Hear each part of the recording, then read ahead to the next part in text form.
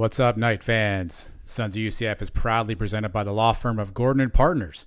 Since 1993, Gordon and Partners have been dedicated to the pursuit of justice for those who have been wrongfully injured at no fault of their own. It's important that you get legal advice from somebody you trust, so contact UCF alum Michael Hoffman directly if you have any legal needs or questions.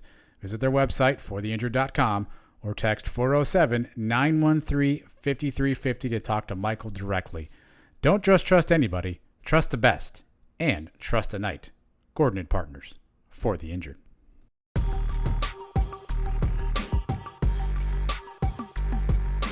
This is the Sons of UCF, the number one place for UCF sports, with your distinguished host, Adam. Let's all get together and see who can solve the Wordle the fastest. And Mike. You know, last year I think I said about 30 people in the UCF Sons of UCF group. Let's try to double that. Let's try to get 50. Now, here are the guys. All right, welcome back. Episode number 187, Mike, of the Sons of UCF. My name is Adam, and as always, I'm joined by the world's foremost softball coach, Mr. UCF Mike, for another week. Mike, my friend, welcome into episode 187. Thank you, man. Happy to be here. Yeah, every time you say which number episode this is, it kind of surprises me every week. I know 187 follows 186 from last week, but still, it sounds like a big number. We're almost at 200 shows. It's a big Doesn't number. seem possible. Actually, I have to double check each week and make sure I have the right number because they all kind of run together. So I'm like, wait, is this 186, 185? I often have to double check myself. But either way, if you like all the stuff we do, you can find it all. Subscribe to YouTube, subscribe to our pod feeds, twonightsmedia.com. Follow us on social media at Sons of UCF, wherever you do social media type things. We'd appreciate all your support, Mike. And look, not going to lie to you off the top, kind of quiet in UCF land. We got some small stories, and Mike and I will cover. We got a throwback interview that's pretty timely. We've talked about this guy a few different times the last couple of weeks, so we'll bring that back to you. And I'm going to put Mike back in the judges' chambers for some guilty, not guilty, all that forthcoming, Mike. But I guess I don't even know the biggest news story here. Here are the stories. You pick which one you want to cover first. All right, you tell me which of these you think is the biggest. Are you ready? Yep. All right, we got the multimedia deal that UCF signed today. We have announcement of a football opponent coming up in 2024. We have news on how Phil Steele thinks about UCF. A couple of men's basketball schedule updates. John Rothstein weighs in on how he thinks UCF will fare. And we have the conference, who's going, who's coming, who's staying, what's the deal, the realignment talk, Mike. Those are the topics. You pick first, buddy. Which one of these is the headliner this week? I got nothing. What do you got? If you just give me the subject lines like you just did, the two that jump straight to the top are we have a new opponent in football. Yep. And conference realignment is always everybody's favorite discussion. But I think we covered that a lot last week right off the top. So maybe what's this new scheduling thing we got here? The scheduling thing for football? Yeah. All right, 2024. I don't know what you're doing, Mike. To clear your schedule. Big news. New Hampshire coming to the Bounce House, or FBC Mortgage Stadium. New Hampshire will be joining our 2024 schedule, Mike. Break out the rivalry game whenever New Hampshire and UCF get together. Yeah, throw out the record book. Yes, you have to. I'm going to have to check my Winsipedia site. Have we ever played New Hampshire before? I doubt it, right? Possible. Let me do some research. I probably should research. I should have known you were going to do that as we went off the top of the show here. I don't see any indication that we ever have, but I'm sure it's back in like 2017. Yeah, No, that was Maine. Sorry, close enough. I'm sure they would have mentioned it in the release if we had. But I can double check. People are not thrilled with this game. Is that what you're telling me? Well, I mean, I think it's underwhelming to some extent, right? Like obviously we want to always play the best teams in the world, and we want Florida State, and we want this school, we want that school. So I don't think that everyone's in love with it. But I mean, the reality was we need inventory. We need games, Mike. Our future out of conference schedule obviously is not strong. There are plenty of holes in it, and so this is kind of us going back down playing. I think New Hampshire's FBS, if I have that right. Or FCS, either way. And so this is kind of us filling a hole. It's not the sexy name, but I mean it's inventory. It's game. No. Yeah, we definitely need to fill the schedule, and we're moving towards the Big 12 anyway. So out of conference games, not as important as they are in a year like this year where you're trying to prove a point, try to move up in the rankings, and you have to beat some of these P5 schools to do that. So not as big of a deal. We need to fill the schedule. We need an extra game. New Hampshire's fine. I have the records here. We have not played New Hampshire. We have mentioned last week we have a couple games against New Mexico. We're 1-1 against them, and we're also. You just find schools with a new in it. Is that what you did? Yeah, okay. Exactly. Schools. Because I looked it up alphabetically. New Haven, Connecticut, 0-1 against these guys. Maybe we should have scheduled them if they still have a team. Revenge game coming up with New Haven. Well, if you're scoring at home, that makes our 2024 non-conference schedule as it stands right now. New Hampshire at home, Liberty at home, and at the Florida Gators. So that is the 2024. Again, 3 non-conference. That should line up. The Big 12, whatever construct they're in. The thinking is you'll play 9 games, so 9 plus 3 is a 12-game schedule. You would think we'd be done in 2024. Mike, 2023, we still have a bit of a gap. Right now, only Kent State and at Boise State are on the books. So it looks like we probably need another 2023 game. And then just for fun, 2025 at Maryland, home against FAU, home against North Carolina. That's at least the next few years out from a non-conference opponent perspective. Right. And remember, we only need 3 now. For years, we've needed 4 out of conference games. Going to the Big 12, we're expecting to play 9 conference games. So Steve Martin was a prop comic too, by the way.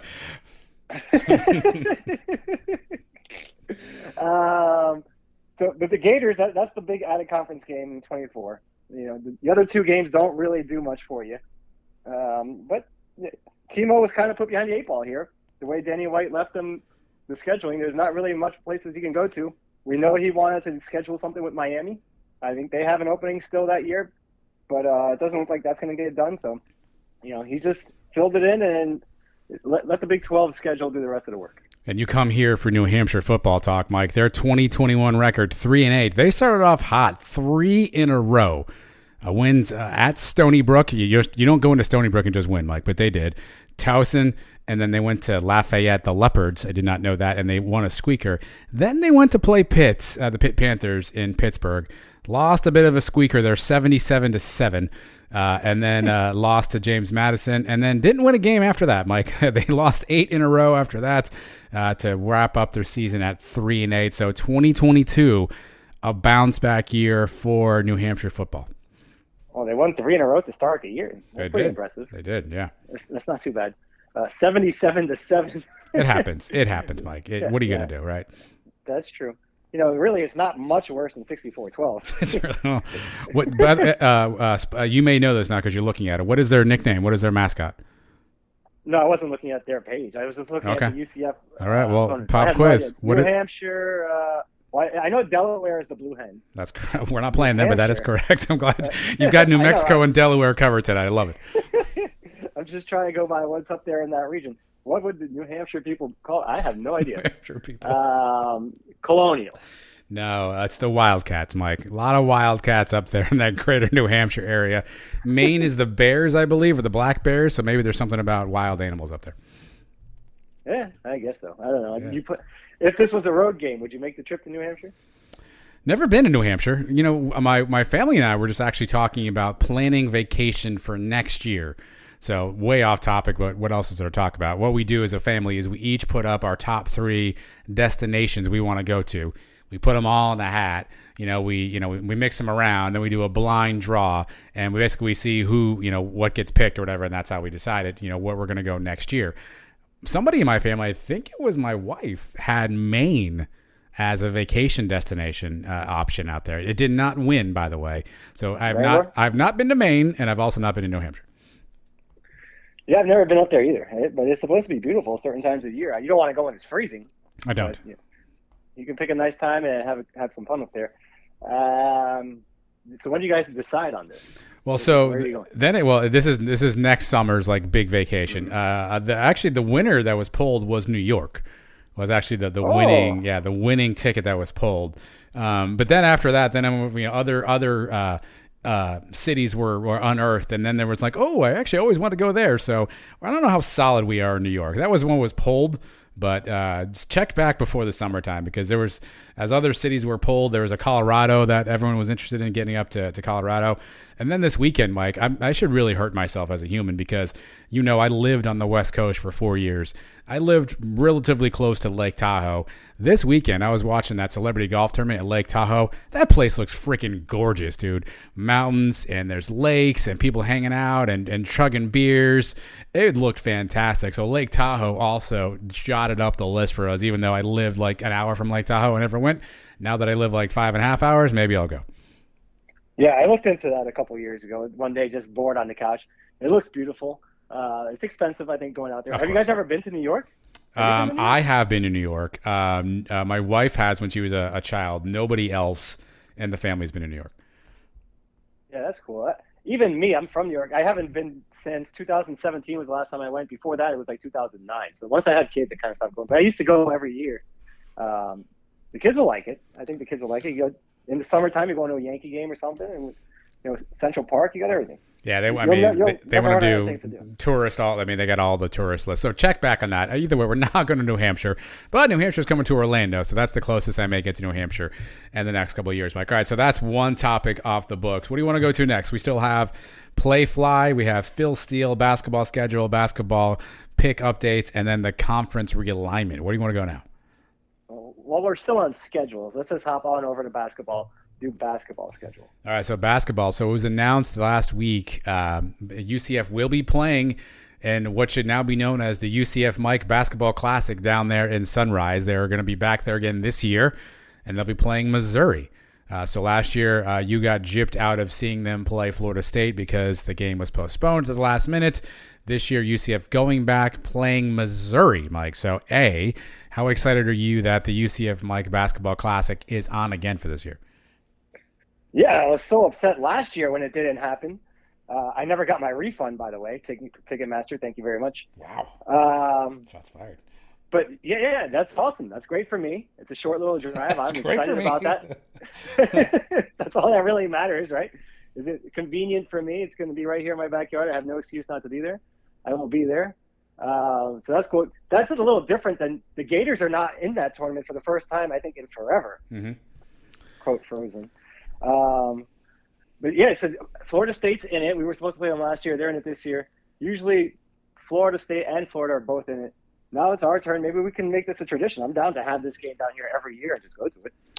Yeah, I mean, obviously a lot of alumni in South Florida, and usually it's a great value because you basically get 2 games for the price of 1, although they jacked the prices up a little bit. It's usually never overcrowded. Usually they play it at the Florida Panther Stadium, FLA Live Arena, so it's not typically overcrowded, so you can usually get some good seats. They have premium seat options. I know that you explored last year. So it typically is a good time. I don't know how good the team is going to be. That may be the only challenge is, are we even going to be enough to compete? And if you know you're going to get your head bashed in, are you still going to go? I suspect you might.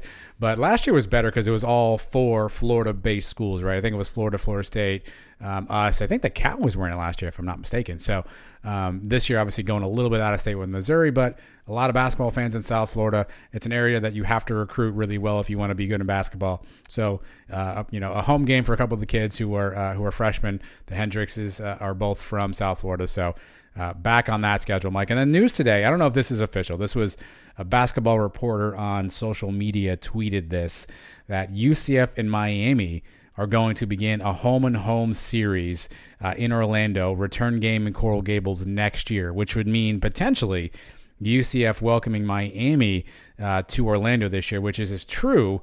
That means UCF will host both FSU and Miami on non-conference at home this year. That's actually not bad. Again, I have no idea how good we're going to be. I have no idea if that's actually true or not, Mike, but potentially the Hurricanes, who made a deep tournament run last year, and I think they have a shooting guard worth $800,000, they'll be coming up to Orlando to play us this year. Yeah, they were pretty damn good last year, and we beat them last year down in Miami. That's right. So I look forward to beating them again this year at home. That's a good out-of-conference schedule for basketball, right? Usually we don't get – I mean, we've gotten a couple good teams the last couple of years. Oklahoma came in. What was that, last year Oklahoma was there, right? That you were there? It was, yeah. Yeah, it was after Black Friday, I think, Cow's game. Yeah, but it's good to get these in-state schools here to come home. I don't think the Gators have ever come to play us in our home, right? So give Miami and Florida State credit for at least scheduling the games. and it'll be a nice draw. Hopefully, the basketball team is better than expected. I didn't expect that that sort of optimism out of you. Yeah, I mean that's obviously the biggest unknown here is how good will we be as a basketball school. Let's just get into this then because I have this as a topic on here. But John Rothstein, who is a noted basketball media guy, he goes through and he kind of breaks down all of the different conferences and comes out with rankings.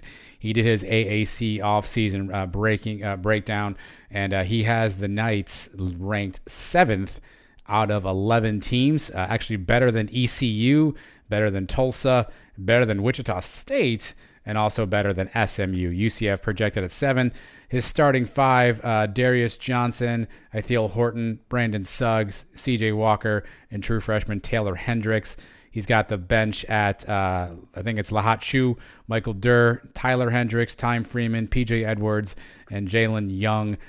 So he's got the Knights projected finish 7th. The Cows ahead of us at 6th, then Tulane, Temple 3, Temple 4, Cincy 3, Memphis 2, and of course Houston 1, Mike. So not necessarily, this is, although the range we're usually in though, right? I mean, we're typically in that 4, 5, 6 range.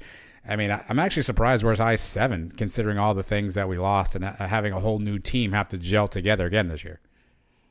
When you were starting the whole diatribe there and you were getting into what Rothstein was saying, I thought you were going to say he picked us to finish last. I was just waiting for that word last. 7th is better than I expected you to actually tell me. Oh, okay. But, I'm glad I could help.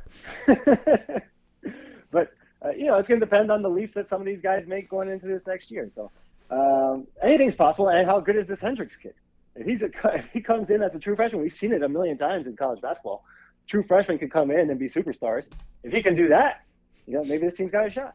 They also have the key losses here. I'll read the list because it's just funny. Key losses: Darren Green Jr., Darius Perry, Brandon Mahan, Shaq Jong, Isaiah Adams, Dre Fuller, Tony Johnson Jr., Jamil Reynolds. That was pretty much our rotation last year. Is now all gone. Yeah, it really depends on, Horton and Suggs obviously are coming in new. They've got experience playing before. Horton was at Pitt. Suggs was at ECU. Can they shoot the ball? Can they score? CJ Walker, what kind of offensive game is he going to, bring to the table? Darius Johnson played really well in spurts last year.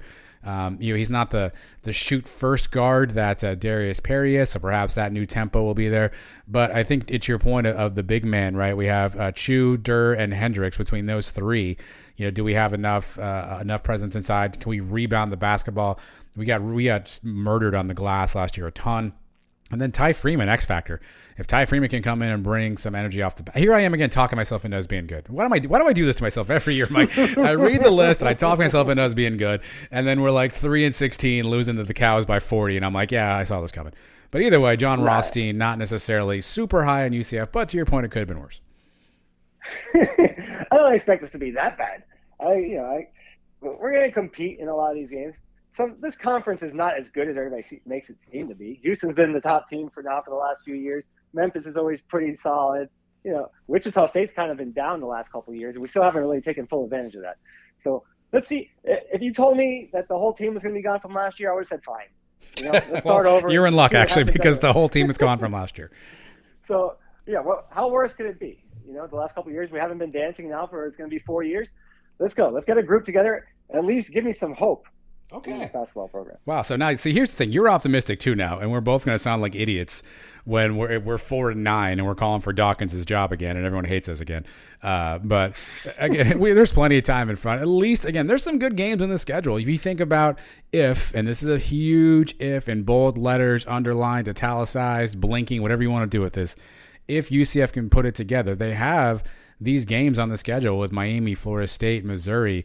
If they can win these games, these are maybe quad 1, quad 2 style wins that can at least boost a resume if they can be any sort of representative of a basketball team this year. So they've got opportunities. We'll see how they fare with them, but they've got chances. They've got teams. They've got games on the schedule that they could open eyes if they can play well and win some of those.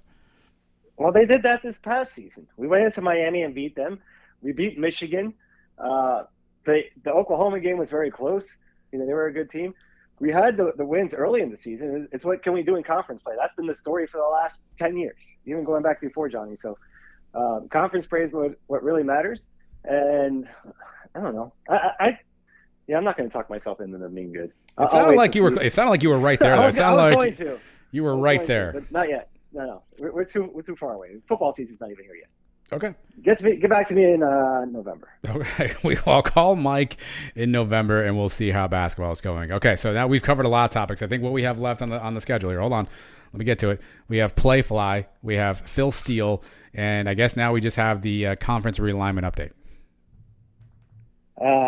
Give me, what was that? Playfly? You want to go Playfly? All right, let's go that. This is the new sort of hot topic that was on the agenda today. Mohajer has inked a deal with a company called Playfly to essentially sell UCF's multimedia rights. So this is kind of like a media marketing deal, if you will. So advertising around the stadium, brand enhancement for UCF. A bunch of big time schools already use Playfly as a company. And for those who haven't read up or know everything there is to know about this, UCF had an agreement with a company called IMG for their multimedia rights a while back. When Danny White got here, that contract apparently was up for renegotiation. He went back to IMG, and I guess they wanted to renegotiate. And IMG essentially, if I'm reading between the lines here, lowballed him and basically said, "Hey, here's what you're worth." Danny didn't like it, so he took all of that in-house. So everything that was going on from that perspective was happening inside of UCF, and that's where a lot of the staff members have been. And there's a lot of effort that was put into place there. Pros and cons with that, right? You own 100% of your revenue when you do that, but you also have to hire the staff. You have to, monitor the staff. You have to do all those things as well. Timo comes in and says, I don't think we have the staff to do that anymore. I don't think we have the bandwidth to make this work. So he decides to outsource this now and sells it to this company called Playfly, who will, again, they will pay a guaranteed rights for UCF. So the deal allegedly is at 125. Timo was quoted in the Orlando Sentinel as saying it could get as high as $140 million. Now, before everyone freaks out, that's not $140 million new dollars because we were already spending money from a marketing perspective anyway, so it isn't like we get $140 million new dollars. I don't know what that'll net out to new from us, but obviously if they can bring in new sponsors, that'll be the unknown factor of that. The other nugget buried in here is Playfly agreed to invest $3.75 million during the first 3 years of the agreement for capital improvements to be made within UCF's facilities. So that essentially means construction projects of some sort in and around UCF facilities, and they're also going to absorb a bunch of costs for our UCF's operating expenses. And this deal has a midterm look into 2029, so we're not locked in forever, Mike. So on face value, it looks like there's some positivity here. A new company comes in to sell UCF's brand, advertising, marketing, radio advertisements, things like that. I don't know that we all know exactly what to make of this deal. I think there's probably some mixed feelings. I think that the headline is $125 million, and everyone goes, "Oh my God, this is a windfall." But again, that's maybe won't be the net amount of money we put in our pocket. And again, a lot of what they're going to do is confusing. But either way, another big deal for Timo and some money in UCF's pocket, Mike. Wow, you did quite a bit of research on this stuff. Thank you. Thank you. You're welcome. I didn't know any of that stuff. I saw that there was a deal done. I didn't really look much into it. But hey, you're telling me that Timo is saving money by not having to do all this stuff on his own so anymore? that's the thing. I don't know if he's saving money because we have to give Playfly a percentage now of what it is that we get. So I assume there will be money coming UCF's way. It's, to me, I from what I can gather, and maybe I'm not the most educated on this from what I've read so far, I don't know how much that money is going to be. So in theory, instead of paying you $100,000 a year to do a job, I'm going to pay, or Payfly is going to pay me, but I have to give them a percentage. So if that percentage nets out to I have to give them $200K, then I spent more, but I also maybe made more. So I think there's some murkiness with some of this stuff. All right. Well, I trust Timo when it comes to this financial stuff. He hasn't done anything I don't think that anybody's been complaining about that way. So he's making money. He's been known as a fundraiser his whole career, and he's getting stuff done coming into this year. Finally we got the stadium name, and now this deal. I don't see anything wrong with it. If it expands the brand, then I'm all for it. Because does this play fly mean that I'm going to get to hear the radio broadcast down here in Fort Lauderdale? Because we've gone through that a few times. We've had the broadcast down here, and then it's gone away. It's here for a season. I'd like to know. Well, that's what's unknown. One of the quotes in the release in Jason Beattie's follow-up story in the Sentinel was that Playfly will pay UCF a guaranteed amount for the right to sell athletic sponsorships and advertising assets related to UCF. It doesn't necessarily say anything about the actual media, the production of media product and those kind of things. So I don't know how that works. Also, an important update as I'm reading through this a little bit further. According to the agreement, UCF says they will save around $1 million annually in expenses relative to what the department was doing internally in terms of sales. But it also goes on to say it's unclear how much money UCF was making by handling its multimedia rights internally. But Timo said the move will generate more revenue for the department than what UCF was making on its own. Again, more revenue, though, is a relatively broad term. I don't know what that number is. All right. I don't think he's making this decision knowing that it's going to cost us money. So I think he feels confident he's doing the right thing here. So I'm all for it. Good job. Let's see where else he can start making money. Is he going to start selling us? Is he going to sell us the urinal that we've been talking about so we can put the Sons of UCF logo on top, or what? How much is it going to cost? It's possible. Numbers yet? It's possible. Mohadjer says he's quoted saying there's more work to be done, and the Knights are on track to accomplish their financial goals set out this past March by the launching of their initiative of Mission 12. He says it's a good deal, but we're still $20 million behind the Big 12 in operating capital. I'll give Timo this credit. He's finding creative ways to try to get additional revenue. We'll cover that a little bit later on in Guilty, Not Guilty, but he's finding creative ways. You would hope in this construct what Playfly, and it's a weird thing to say fast, by the way, Playfly will hopefully give us the option of selling more revenue, right? So does that mean banners around the stadium for advertising? Does that mean more advertising the video boards? Does that mean advertising inside the arena?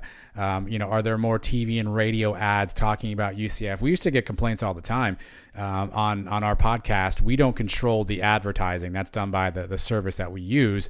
And people would tell me all the time, I heard a Florida State ad, I heard an Alabama ad, I heard a Florida ad. So does that mean that UCF ups that ability to do more advertisement? It's interesting. Timo inks this deal after he signs a deal with FBC Mortgage for the stadium naming rights and with 3MG for the Tower Club. So at the timing, I guess, is a tad interesting. But in theory, if we can bring in more revenue through advertising, more money in our pocket. And that's what Timo has talked about, what that structure was. Some of it will get there through donations. Some will get there through ticket sales. But we have to self-generate revenue.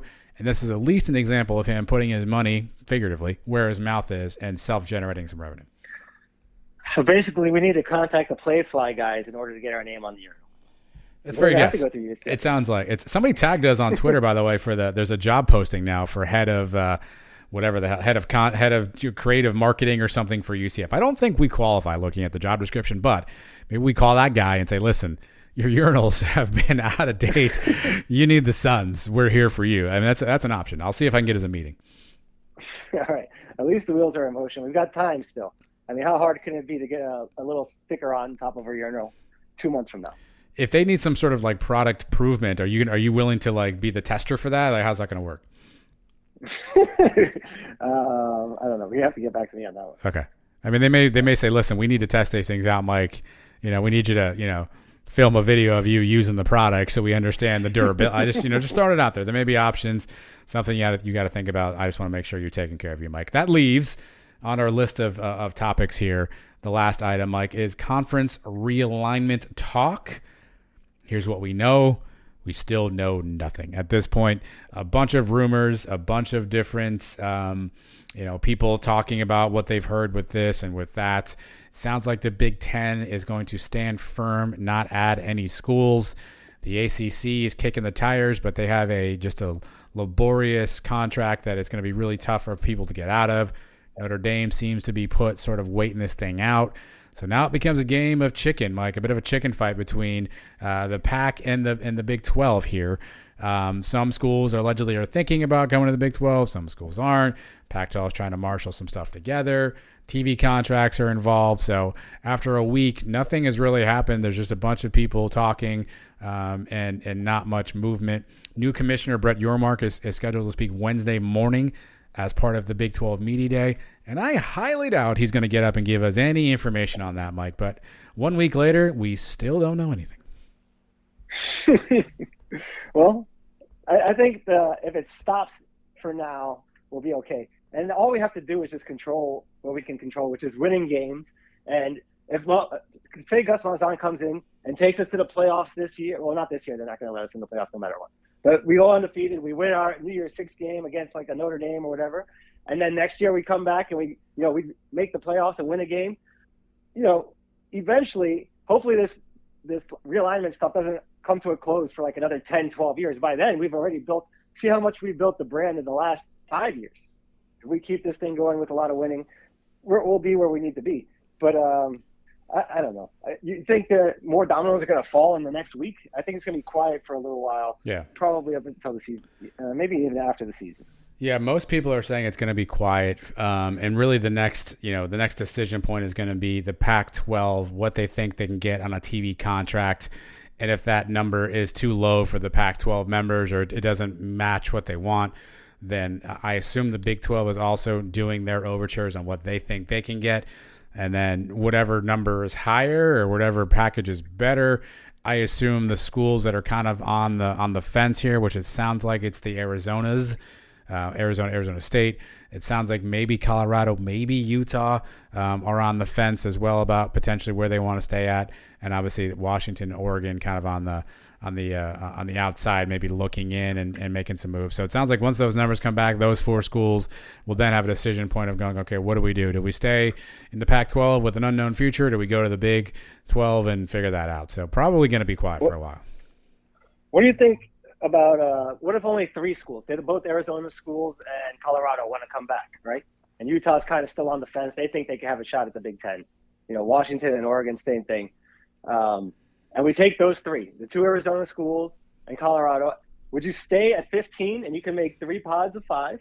Or would you go out there and try to get a 16? You like a 16-team league better or a 15 for a couple of years at least? I mean, even numbers is a lot easier from that standpoint. But I wouldn't want to go out and just find a school just to get to an even number. You know what I mean? So if an Oregon's like, hey, you know what, we will come over and play with you guys. Okay, that makes some sense. Let's do it. But, if San Jose State is like, hey, fine, we'll come over. Well, okay, we're all set at 15. So I guess it depends on who that 16th school would be. But I'm fine at 15, right? Because to your point, you could pot out, 5, 5, and 5 and play it that way. So I can rock at 15. I don't need to go to 16 unless it's a really good 16 school that's really going to move the needle. At that point, there won't be so many of those left that are probably able and willing to break free. What about this? The 16th school is Memphis. It gives you a 4th school on the East, so you have 4 pods of 4. It's going to be our divisions to be us, Memphis, Cincinnati, and West Virginia.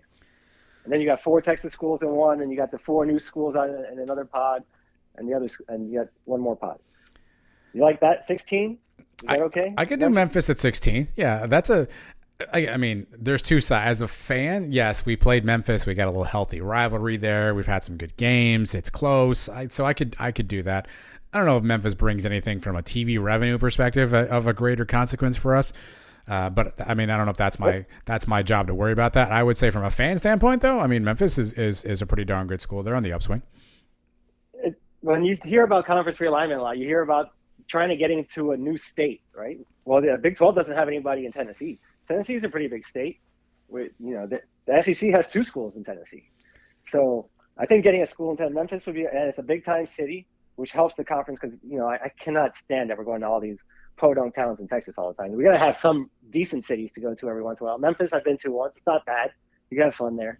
So I'd be in favor for them if only 3 schools want to come from the Pac-12. Now, if you want to say Stanford wants to be the 4th school, then come on down, Stanford. I'll take. Would you take a Boise?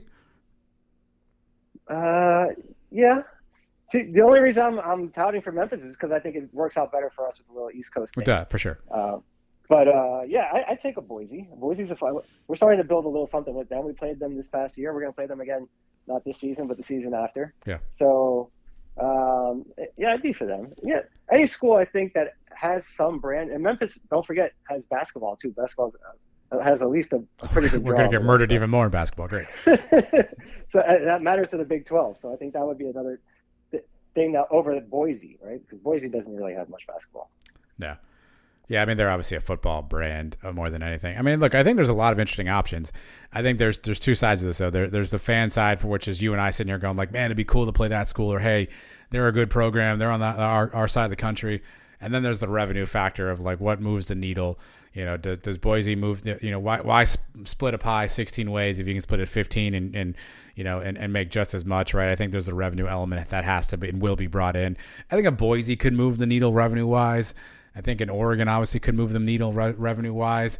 I don't know about a Stanford though, man. Like, does anybody in Texas Tech really care about Stanford? Like, you know, I think Stanford feels like a weird mix. It's in a much different geographic area than the rest of the schools.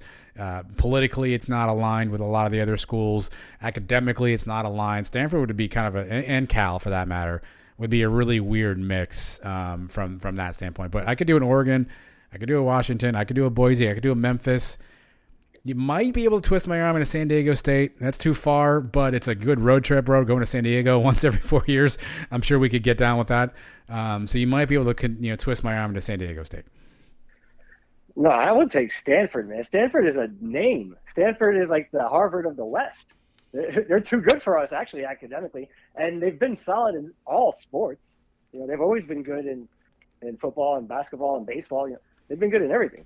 So I'd take them. Well, you said the key word. I think they think they're too good for us. I don't think that they will come down and be like, all right, fine, we'll go to the Big 12. Like, I think they'll stay hotty-totty wherever they're at. Well, you think they have a shot at the Big 10? Because if they don't, then they're going back to where they're going, to the Mountain West, because what are their options if all these other teams leave the Pac-12? It depends they what have you to hope that the Pac-12 stays together. Yeah, it depends what you. I read something, and again, I've read too much at this point, that if Notre Dame ever decides to go to the Big 10, the school that they would want to bring with them would be Stanford, because they obviously have an old rivalry. They're more aligned academically and politically.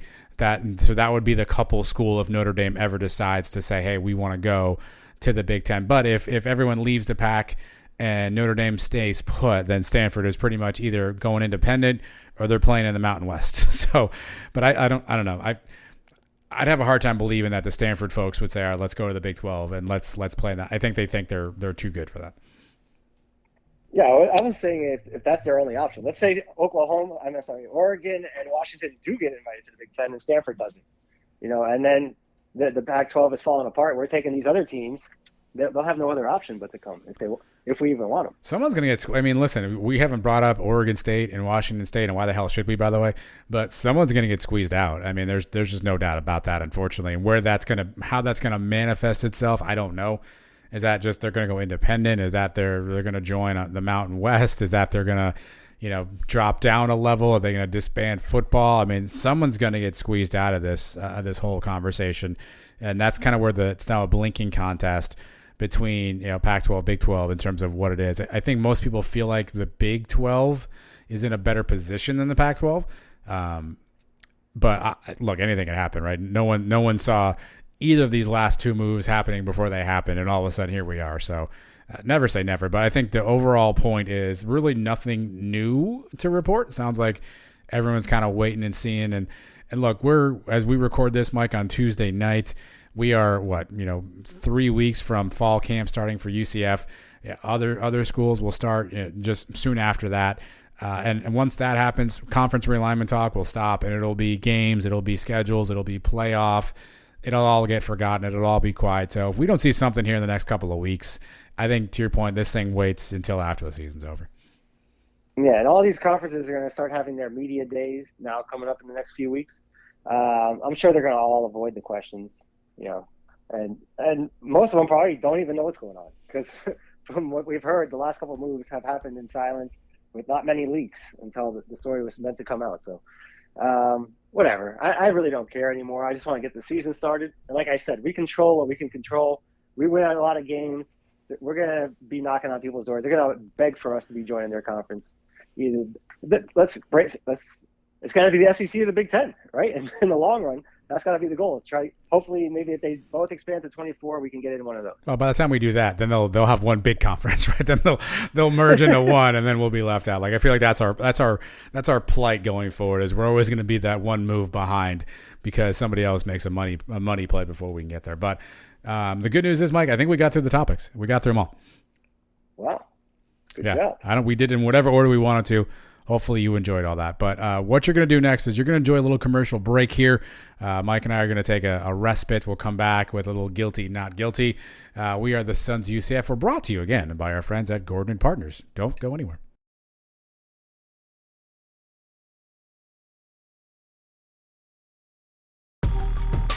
This is UCF head football coach Gus Malzahn, and you should listen to the Sons of UCF like your hair is on fire. Go Knights and charge on. All right, Mike, sponsored by our good friends at Gordon & Partners, where, again, you can reach out to UCF alum Michael Hoffman directly for all of your legal needs, or head to their website, which is fortheinjured.com. If Michael can't get you an answer, he will find somebody who can, Mike. And in the legal vein, we're going to play a little game of guilty, not guilty again this week. So I'm going to present to you the defendant. You are going to be the judge, and you're going to sentence this person as either guilty or not guilty. Are you? Do you have your robe on? Do you have anything under the robe? Do we need to block the cameras here? What do we got to do? You really want to know? I don't. No, okay. I don't know why I asked out loud. I feel bad about that. I'm thinking about editing this part out of the show. So here we go. Guilty, not guilty. The first defendant in front of you, Mike, is UCF fans. There's a lot of them. It's like a gaggle of UCF fans that are in front of you, Mike, and their crime. They're being charged with saying that Josh Heupel is not a good recruiter. And the evidence we have here, Mike, is Heupel is cleaning up in Tennessee. He's got a top 10 recruiting class as we sit here right now. He's got a top quarterback that he recruited to play there next year. Heupel is doing some good things on the recruiting trail, Mike. When he was here, we knocked him and said he couldn't recruit. So, Mike, are UCF fans guilty or not guilty for saying that Josh Heupel couldn't recruit? Well, what they should say is that he couldn't recruit while he was at UCF. Because he can recruit now that he's at Tennessee, and I'm sure it's a lot easier to recruit while you're at Tennessee with all the McDonald's bag men just running around. So, and now they don't even have to hide it anymore.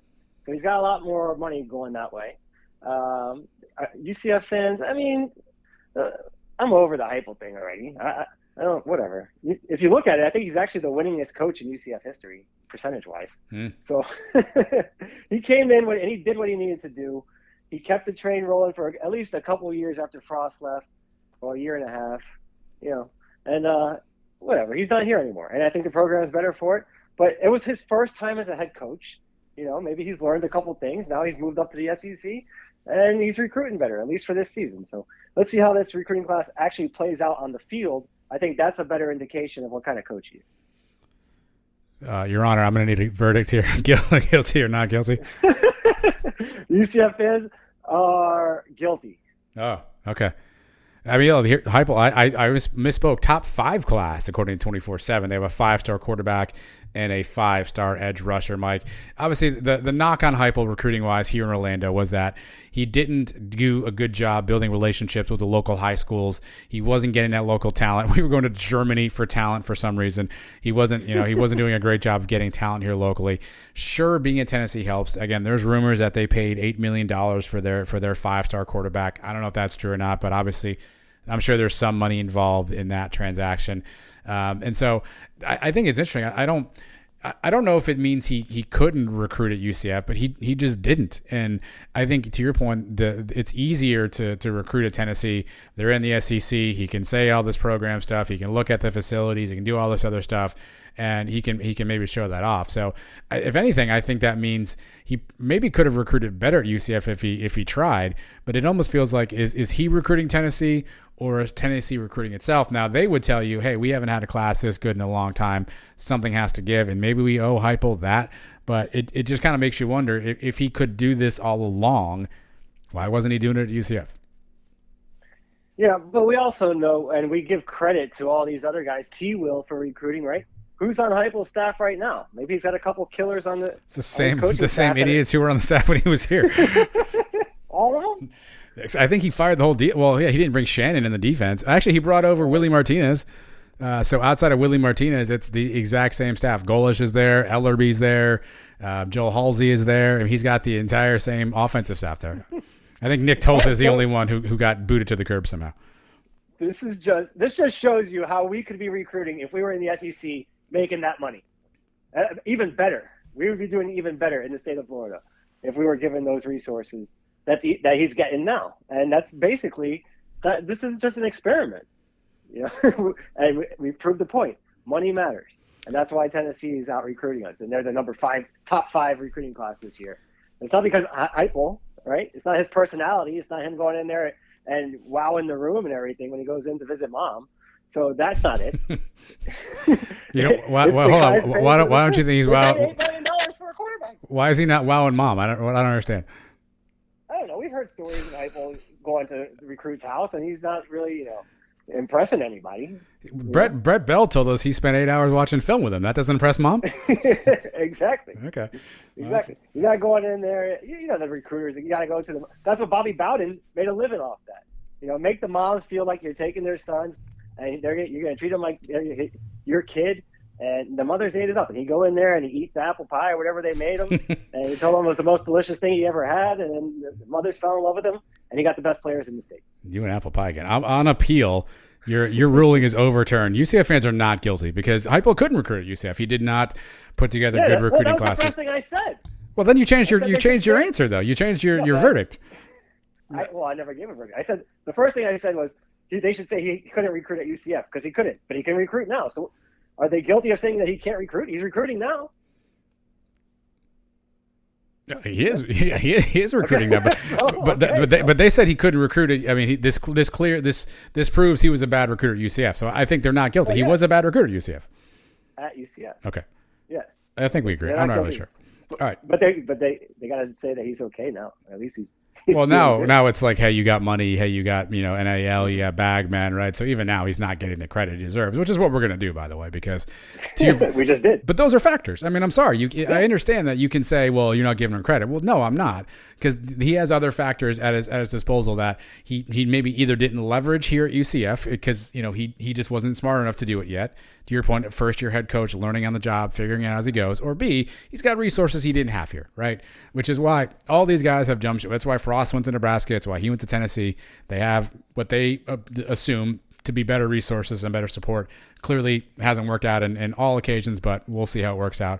I think we're pretty fortunate to have Gus, and I think Gus has revolutionized the way UCF recruits with what UCF has, right? He's done more with the same construct than Heupel ever did. You could argue Frost. I mean, he had a couple of really good classes in there in his first, season, but I think Heupel's done more with the UCF recruiting construct than Heupel even blinked to even try to do. Yeah, for sure. Malzahn's been in his first year and not even a half. He's done much better. So nobody's arguing if Malzahn can recruit, though. He's been proven that he can. So there are no current charges being brought against Gus Malzahn for recruiting. Right. I can as the scheduler of the court, I can assure so, you. Wait a minute. So you said at the beginning that I was the judge. I ruled that they were guilty, and you overturned me. So who are you? On appeal. On appeal. I am the circuit court judge, Mike. All right, here we go. Next up, this one was making the rounds today. I saw it on the Dungeon. So shout out to Brandon and the Dungeon posters for this, Mike. The defendant in front of you is UCF baseball trainers. UCF's baseball trainers are standing in front of you today. They're being charged with, according to Connor Stain, former UCF pitcher. Connor Stain said today, really said in a recent interview, that his trainer didn't have a firm understanding on what to do with his blister issues, and it just prolonged it, Mike. So UCF trainers are being charged with not knowing what to do with Connor Stain's blister issues.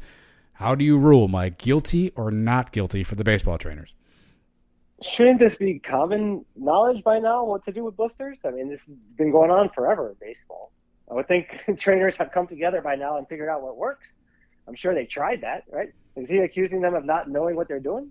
I guess that's what he's saying, right? The implication, don't know what they're doing. The implication, again, his quote was, they didn't have a firm understanding on what to do with the blisters. Yeah, they didn't know what they were doing. Maybe somebody told him afterwards what he should have been doing. I don't know. But or maybe he's just sour about something. I'd have to know the whole story. Can we get Branca on the phone? You have his number, or Trace has his number? I may have his number somewhere, but we'll have to effort that in a future conversation. Right, when you're calling in co-counsel, you're the judge. Make a decision here. Jeez. All right, so who's on trial here, right? The UCF training staff. Now, Branca's not on trial. He's innocent. The UCF training staff, though, the baseball trainers, they're on trial for allegedly not knowing how to treat his blisters.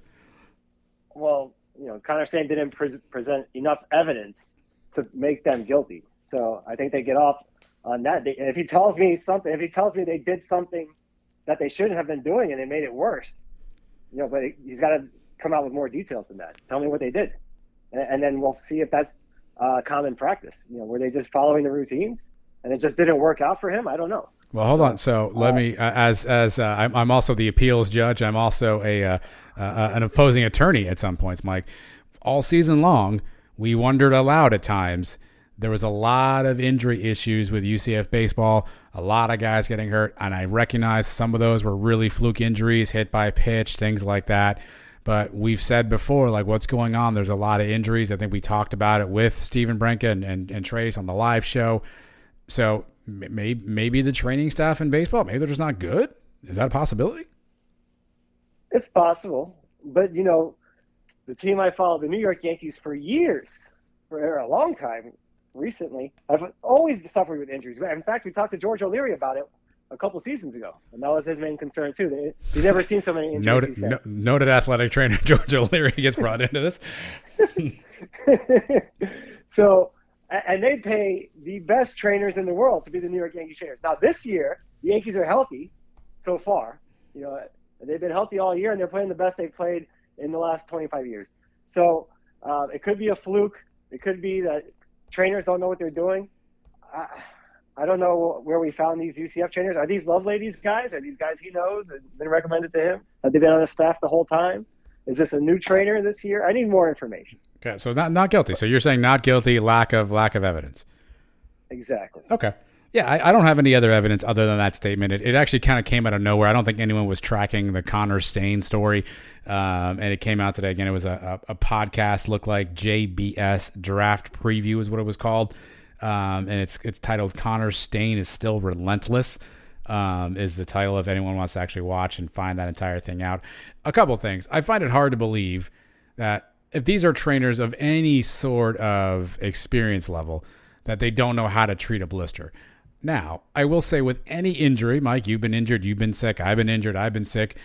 There are certainly times where your injury maybe doesn't respond as well as it should, even though you're doing the treatment that you said you should do, right? We've seen it a thousand times before.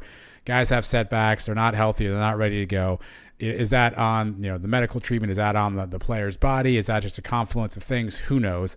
So while I'm sure there is a prescribed regimen for how to treat a blister, perhaps it's possible that this blister was not responding to the treatment, and maybe that is where there's some misunderstanding around, hey, it's still not getting any better. Why are we not getting any better here, right?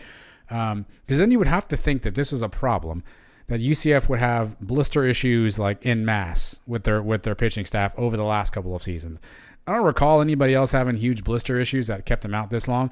And you would think if they had no clue how to treat this, people just walk around like Edward Scissorhands in the baseball locker room because they had no idea how to use their fingers. So my inclination is that perhaps it just didn't respond as well as they wanted it to.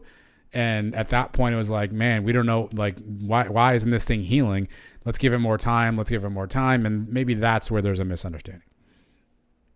Did I hear you say circumference? What? There was a word in there I didn't understand it. I've been stuck on it ever since. It's I can't repeat what I say it one time. That's all you get. I said confluence. Okay. Confluence. That's a lot. Is I think what that means. All right. Well, they're not guilty. Okay. Yeah, I agree. I think not guilty unless further evidence is presented in front of the court. At this point, exactly. with just that throwaway quote. And again, to be perfectly honest, I did not watch that entire interview, so I have no idea if that was brought up. But it was the context of him saying, I'll be healthy by the time the draft rolls around. So it almost makes it seem like he's still not healthy, which means if you're still not being treated by UCF trainers, maybe it's not us, maybe it's you. Okay. Next, we'll work the next defendant in here, Mike. This guy's rolling in here. It's kind of a theme for tonight's show. Your next defendant, Mike. Danny White, former athletic director Danny White is here. Mike, he's being charged with not making better deals for UCF.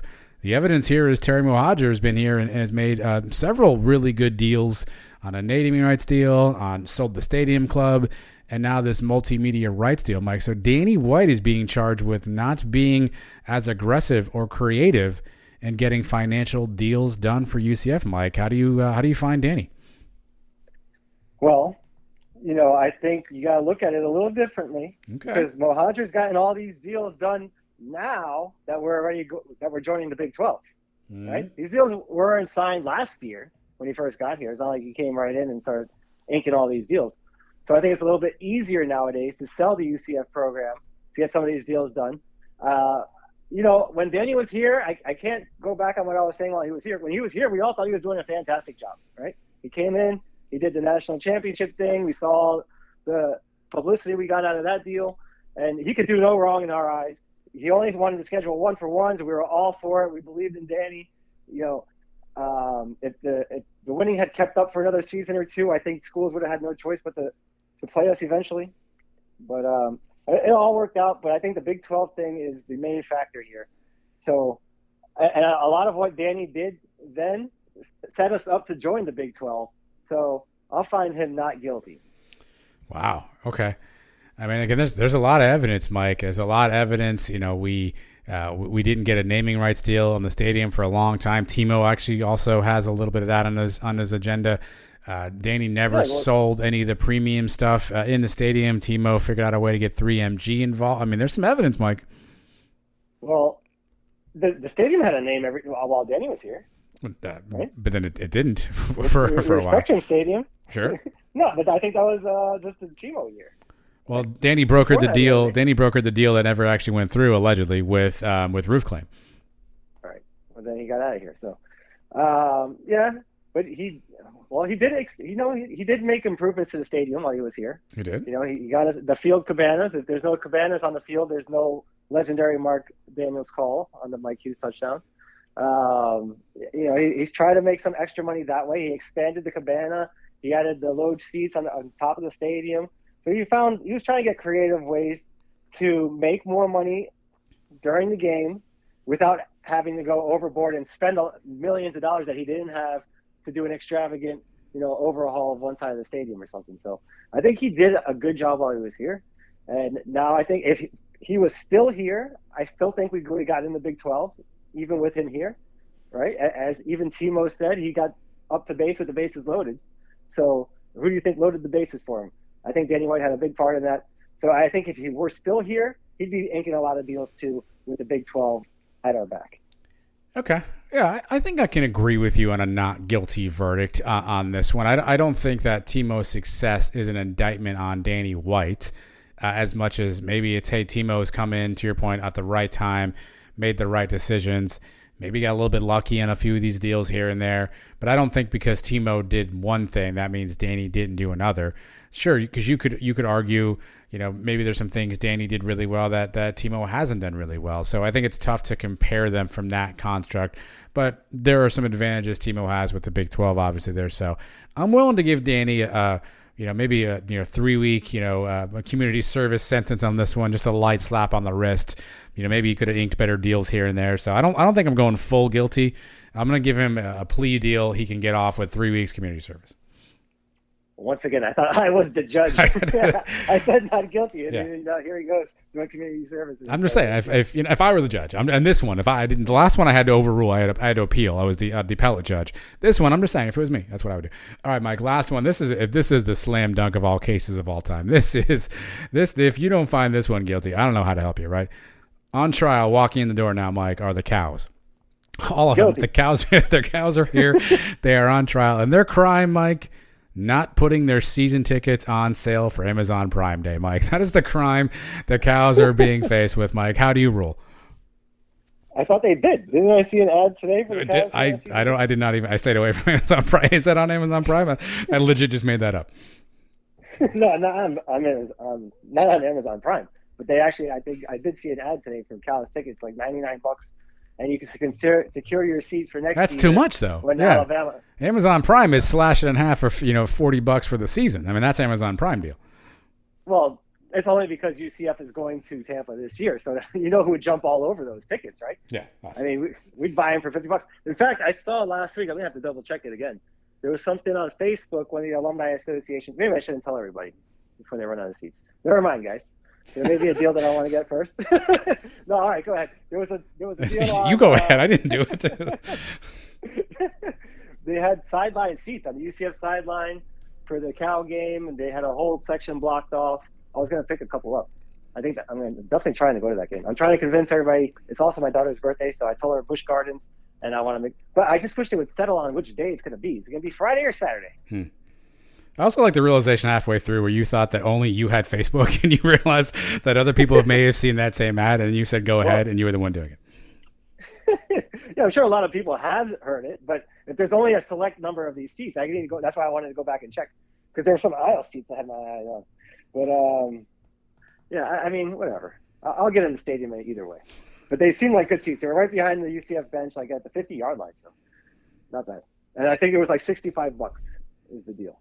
So if you're telling me I could get Cal season tickets for $99, is that club seats? Because then maybe you could sell the tickets for the BYU game. I don't know. And then you're going into the game for maybe you could sell the who's buying those tickets, Mike? BYU fans. BYU has a lot of fans down here. They have plenty of other empty seats to choose from. Like they don't need your surplus, you know? Okay, did we go over this a few weeks ago? How good I am at let me reframe the question. What's a worst investment? Cryptocurrency or Cal season tickets? At this point, I'm telling you, with UCF coming to town, it's not that bad of a deal. $99, you're going to make your money back on the UCF game, obviously, and you can go to the game. And I think you can make some money back on the BYU game, and not all of it. So cut somebody a deal, get $30 back. $20. Cow season ticket holder UCF Mike has entered the chat. I didn't think we'd be here, but here we are somehow. You brought me here. I might have to find the Cows. How did this even start? The Cows are still guilty of sucking. Because their tickets were not on Amazon Prime. They should have put their tickets on Amazon Prime. 2-for-1 specials, anything they could have done. If they did that, and I tell you what, I would have bought them for the UCF. I see that now. I recognize that. I would have sold the BYU tickets for $20. I'd be going to the UCF game for $30. Let me see if I can find BYU USF tickets on sale. I'm just curious what the going rate would be here at this point. There's probably none, right? I mean, you're 2 months out from the game. Yeah. People usually out that far in advance have the price set at a high. Hoping maybe some sucker will just go in and buy them, and then as you get closer to game time, they'll drop. So you tell me the price right now is like $30 for the cheapest seat. I'm talking about good sideline seats. I'm not talking about the cheap seats. SeatGeek has the cheapest seat right now at $27. Section 124, which is where is 124 on this map here? It looks like they don't have these sections labeled here. It looks like it's lower bowl. Yeah, it's definitely lower bowl, 100. But what yard line are you on? You're in the end zone. Are you sideline? Yeah, I don't know. Doesn't tell me. No, I'm sorry. I'm end zone. I'm end zone on this one. Oh, it's an end zone. Yeah, see, that's probably the worst seats. Nobody's going to sit in the upper. So you want to go sideline? Okay. Sidelines. All right. Well, hold on. This is it's sideline. I don't know why we're looking up Cow season ticket price. Where have we gone? Oh my goodness. Section 134. The listings start at $79. 70. Nobody's going to get $79. But that guy that listed for $79 maybe gets a BYU fan that doesn't know any better, right? Some Mormon will just go on the website. What's the next couple weeks, Mormon? Well, BYU that fans seems like are a all cheap Mormon. sheet. Okay. Well, that's just on SeatGeek, so there could be better options available. I don't know. I don't want to mislead anybody. Yeah, he's going to drop the price to it's going to seem like a great deal when he drops the price to $30 for any Mormon that's been tracking the price. Back to the Mormons. Well, I mean, that's what they are. Some of them aren't. I think they're all Mormon. This guy, so I'm on StubHub now. This guy's got 136. That's right behind the visitors bench, row P. $91 a ticket. No, nobody's going to pay that much, but they'll get some money back for it. That's what I'm trying to tell you. If you're telling me I could have got Cal season tickets behind the bench for $50 today, I would have bought them, and then I would have sold the BYU game. And if you're telling me I can get my $50 back, great. and I'd be going to the UCF game for free. $93, right behind the bench, 50-yard line. Yeah, well, it's not going to be $99. It's going to be $50, which is not a bad deal. All right. Well, somebody's guilty. I don't know who it is. And don't invest in crypto. Invest in Cows season tickets. That is what we've learned throughout Guilty, Not Guilty, Mike. Speaking of Cows, all right, we're going to run a throwback interview here right after this break. The throwback interview is our good buddy Ryan Schneider. Schneider has been the topic of conversation the last couple of weeks, Mike. He was ranked on your quarterback, Mount Sunsmore, number 3. That raised some eyebrows. We had Tyson Hinshaw last week, told us a couple stories about how Schneider couldn't find the center for periods of time during the game. And he was once famously the guy who wore the Cows helmet sticker during, I think it was, the Hula Bowl All-Star game, Mike. So we're going to dust the cobwebs off the old Ryan Schneider interview. And after this break, you're going to hear that conversation. So nobody go anywhere. Ryan Schneider up next. And we'll be back after that with Cow of the Week. So stay tuned, everybody. Again, Sons of UCF, we're brought to you by Gordon & Partners.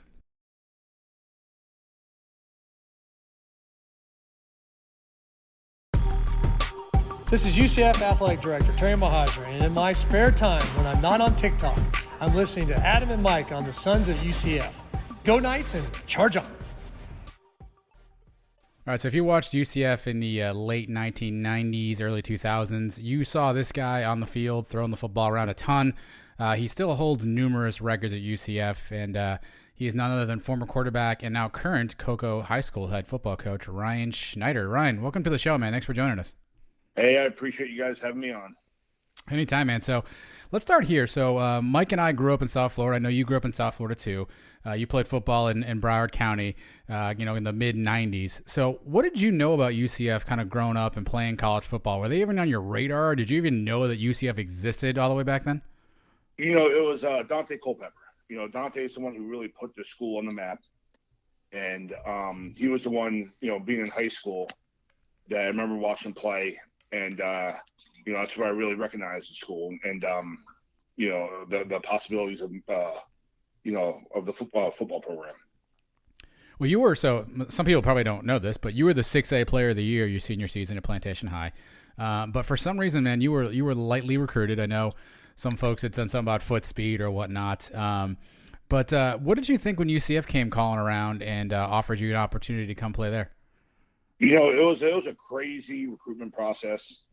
When I was coming out, like I said, Dante was just playing and the zone read, the mobile quarterback was like the hot thing in college. And, I'm definitely not that. I'm not going to beat anyone with my foot speed. And, my recruitment process was really, really slow. I remember I actually agreed to be a preferred walk-on to UCF. I remember talking to Coach Cruz and agreeing to be a preferred walk-on. And then maybe about 2 or 3 weeks after signing day, Hawaii and Houston kind of came in and offered me.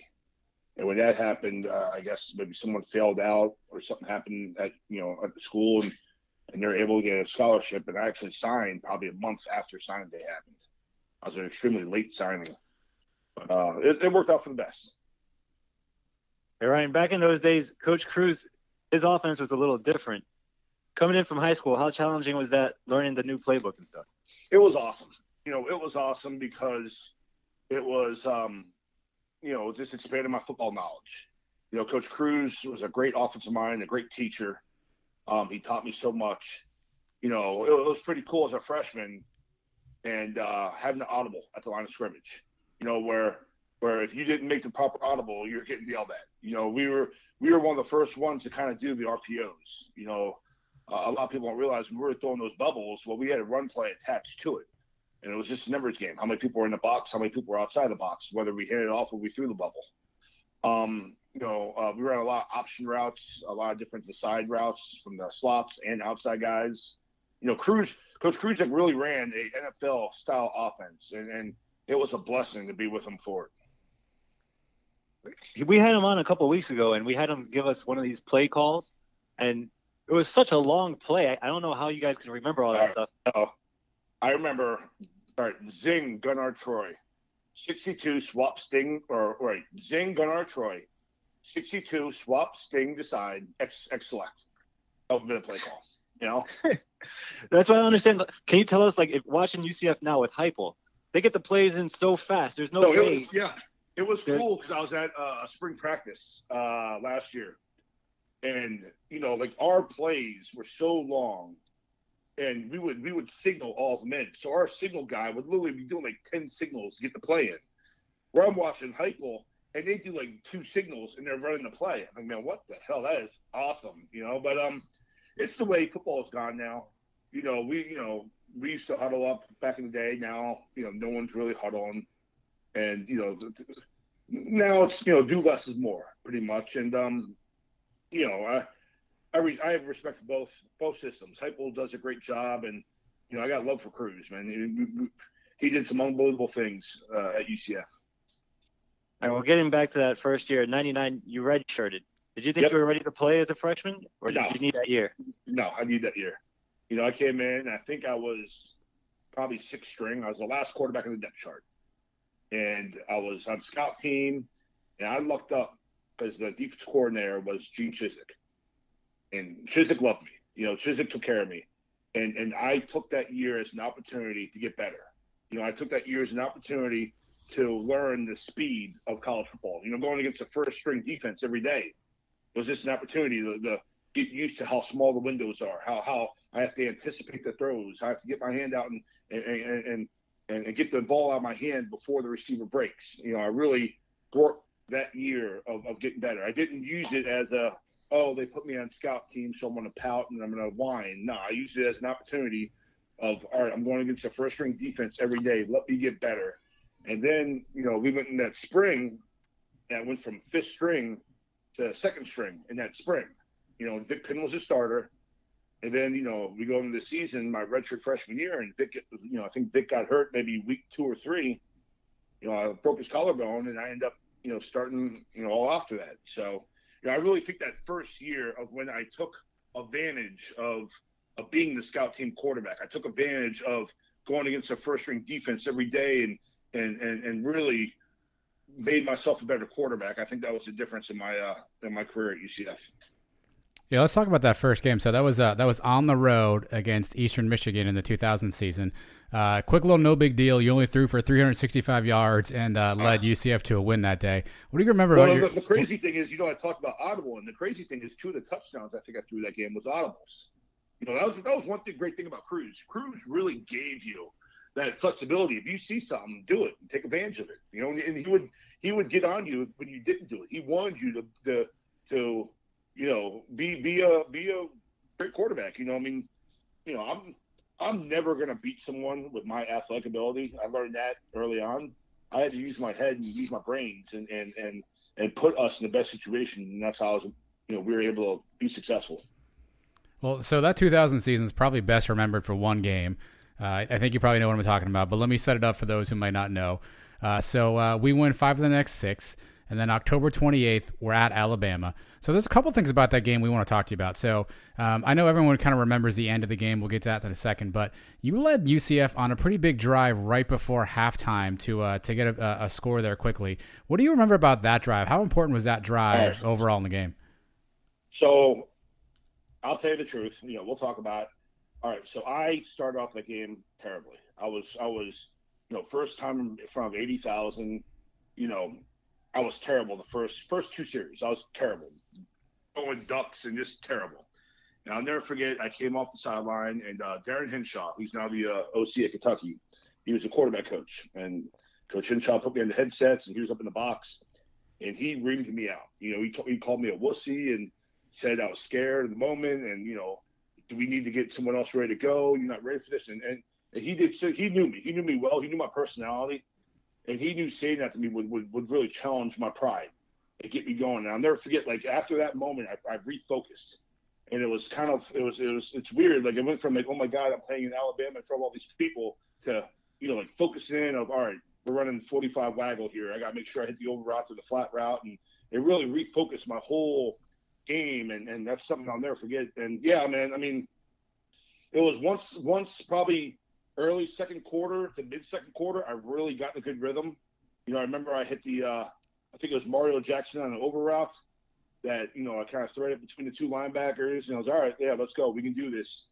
And, we just got a good rhythm, offensively, and things worked out well for us.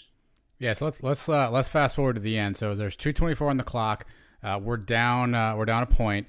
Ball's at our own 21. In that spot as the QB, what were you trying to accomplish? How much of what you did next was scripted versus called in by Cruz? Kind of take us through that last 2:24 and sort of what your role was and how you led them down the field.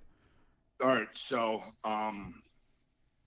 we had I think it was Thursday or maybe Friday practice. We did the 2-man drill, and we had a lot of success weeks leading up. A lot of success in practice weeks leading up. I think that on the sideline, right after, I think maybe they scored and they kicked it off to us. We're sitting on the sidelines, might be like a TV timeout, and we're all sitting there in silence. We're just talking, all right, guys, we've done this for the last 6 weeks in practice. Let's go. Like, we all had that confidence. All right, man, we've done this. We're good. Let's go. We're going to go down the field and, end it here. Now, I'll never forget, man, we ran, it might have been a third down play. It might have been like the first third down play. And I remember we're sitting in shotgun and we're like trips right. I think we're in the vertical F option. So Corey Baker is the running back. He has the option route. And they're bringing a linebacker off his side. So his rules are, if his linebacker comes, he has to pick him up for protection-wise. And I remember we're sitting there, and you see the guy walked up, and he kind of looks at me, he goes, he said something like, if I don't block him, who's covering me? And I remember just looking at him like, hell, just do it and see what happens. So it actually turned into like a scat protection where he looks like he's going to block the running back, and then he kind of goes out in the flat. There's a lot of defenses that, they'll design stuff knowing, all right, well, we bring this guy towards the running back's going to block him. So they really won't have someone in the back covering him. So we kind of turned, made our own thing up on the field that ended up being like a 15-yard gain. That was a good completion for us. And then, we just hit here and there. And I think we hit, who was it? Maybe Tavares Davis, or maybe it's Hinshaw. Might have been Tyson Hinshaw, for like a big 20-yard gain that kind of put us in the spot. And, Javier came in and did what Javier did, and it was a good moment. So were you calling those plays at the line? Were they signaling that stuff into you as you're going? They were signaled in. They were signaled in. They were signaled in. I wouldn't have called them. They were signaled in, but we kind of, sometimes we, do our own thing out there, every now and then, and thank God it worked out. Yeah, Javier makes that kick. We're all going nuts. We forget there's still a few seconds left on the clock. We get called for unsportsmanlike, and these guys almost returned the kick on us. Were you sweating it out there? Like our thing at UCF's always been, we're so close and something bad happens at the end. Remember like the Georgia game where, what was it, like pass interference they called that cost us the year before, and we've always been so close. So, like I'm sitting there on the sidelines just praying to God, being like, man, let's not damn screw this up on a return kickoff or something. And then you're pitching the ball back all over the place. And I'm like, man, is this going to turn into the, what was that, Stanford game or something? Where, Stanford Cal. The band on the field. Last second, but, our guys, they pulled it out. And that was a good moment. That was a really great moment in my UCF career. Well, that season, then that game was part of a 4-game winning streak going into the end of the year, and it led us into what at the time was probably the biggest home game in school history when we had Virginia Tech coming in. We actually had like 50,000 plus at the Citrus Bowl. People were in the upper deck. That was unheard of back then. But then the game, was kind of dud. We lost 44-21. How tough was that to end the year? Where if we won, we probably would have went to a bowl game for the first time, right? Virginia Tech was a pretty damn good team that year. I don't know what they're ranked, but I think it was top 10. It's when they had Michael Vick. They're a pretty damn good team. And, I think we started off well. If I remember right, we started off well versus them. And, as a young quarterback, I didn't know protections as well as I should have at that time, And, Bud Foster, who, the DC back then, I think he's still there. He started bringing all these exotic blitzes, and I didn't know what the hell was going on. I'm going to be honest with you. And they were bringing these blitzes, and, I was probably checking the wrong damn stuff. And, it ended up being a long night, but it was a good learning experience. It was a good learning experience for me. It sucks that we lost, but that offseason I really learned protections. And I really learned, different blitz styles. And if they're showing this, they're probably going to do this. And if they're showing that, they're probably going to do that. And, I think that made me a better quarterback that game specifically because it made me go, all right, well, I know the routes. I know my reads. But now I have to learn what's going on up front and what, how to put ourselves in the best situation that we can be successful. Yeah, I think that was the game Lee Suggs ran all over us. Yeah. But all right, so knowing that you're going to be the starter now going into 2001, I mean, you're clearly the guy now. Do you prepare any differently going into that season? So, I mean, we had a good quarterback room. Brian Miller was a really good quarterback, and I always felt like he was pushing me nonstop. Like maybe I was supposed to feel like I was the guy, but I never felt like the guy. I wanted to, stay sharp and keep pushing myself. We had a good group coming back, and it was what it was. Well, that 0-1 season started off with a few struggles. So, for you, for the first 5 games, you didn't have a multi-touchdown passing performance, which was, but back then for you, unheard of. Who were we playing? Who were the games? I'll look that up for you real quick. It was Clemson, right? Clemson, yeah, was the first game, yeah. Yeah. We almost beat them. They beat us on a damn fake field goal. Yeah. Were you just in a slump at that point, or was it something tactically that was going on with you? I don't know. Probably. I was probably. I mean, looking back at it, definitely my sophomore year wasn't the sharpest year. Lost some receivers, Kenny Clark and Tyson Henshaw. Those were 2 really good players for us. And we're playing some really good competition. You know how it goes sometimes. Football, you grip it and rip it and hope it works out. Sometimes it does, and sometimes it doesn't. Yeah, so those first 5, so it was at number 19 Clemson, 21-13 loss, at Syracuse, 21-10 loss, at Tulane, 36-29 win, at number 8 Virginia Tech, 46-14 loss, and then at UAB with a 24-7 win. And then next week, the get right game, we shut out Liberty 63-0. Yeah. So, if we're being realistic, you lose, what do you say, at Clemson and at Virginia Tech and at Syracuse. Yep. Those are 3 pretty damn good teams. Syracuse, when they had Dwight Freeney running the edge, and, he ended up being a pretty damn good football player. Well, one of the other memorable games I want to ask you about that year, 2001 season, it was right after we accepted an invite to join the MAC. We had Akron coming to town. Allegedly, former Akron coach Lee Owen said Akron was going to give UCF a brass knuckle welcome to the MAC. Then before the game, some Akron players were stomping on the logo at midfield. So you guys proceeded to go out and put 50 on them before halftime. Was that the most fired up that you had ever seen UCF in your time there? Yeah. I remember that. I do remember that. I remember the coach saying something. The pregame stuff, that's not really anything big. Things happen pregame all the time. But, I think it was just more or less the coach talking probably pissed us off, but, more or less we just focused that week and things worked out well for us. As a player, does that stuff matter? I know we always hear bulletin board material and guys today are really vanilla, like before games and whatnot. As a player, does that stuff matter to you guys? Like, do you care if people do talk, and are you waiting or looking for that motivation, or to your point, is it just simply just noise and y'all just focus on what your game plan is anyway? Me personally, I never cared. I didn't care at all. I've had plenty of people say things to me or whatever. I don't care. I'm just trying to play the best I can play, and I'm not out there trying to, one thing I'm a firm believer in, I didn't play football for the hatred of my opponent. I played it for the love of my brothers. I was more upset if I had a bad game, if I didn't do things the right way, because I felt like I was letting, my brothers down. I was letting my friends down. People, I see every day, the guys talking crap before the game, or, I didn't care. Now, some people might feel differently. Some people might use that as motivation. That wasn't my type of motivation. Were you a trash talker at all? I wouldn't back down. I wouldn't back down if someone said something to me. But, yeah, I would say something here and there. But, I usually never was the one who started it. But, I wouldn't back down when someone would say something to me. All right, so let's get into the next season. 2002, we start out on the road at Penn State. You have a pretty big game, 350 yards.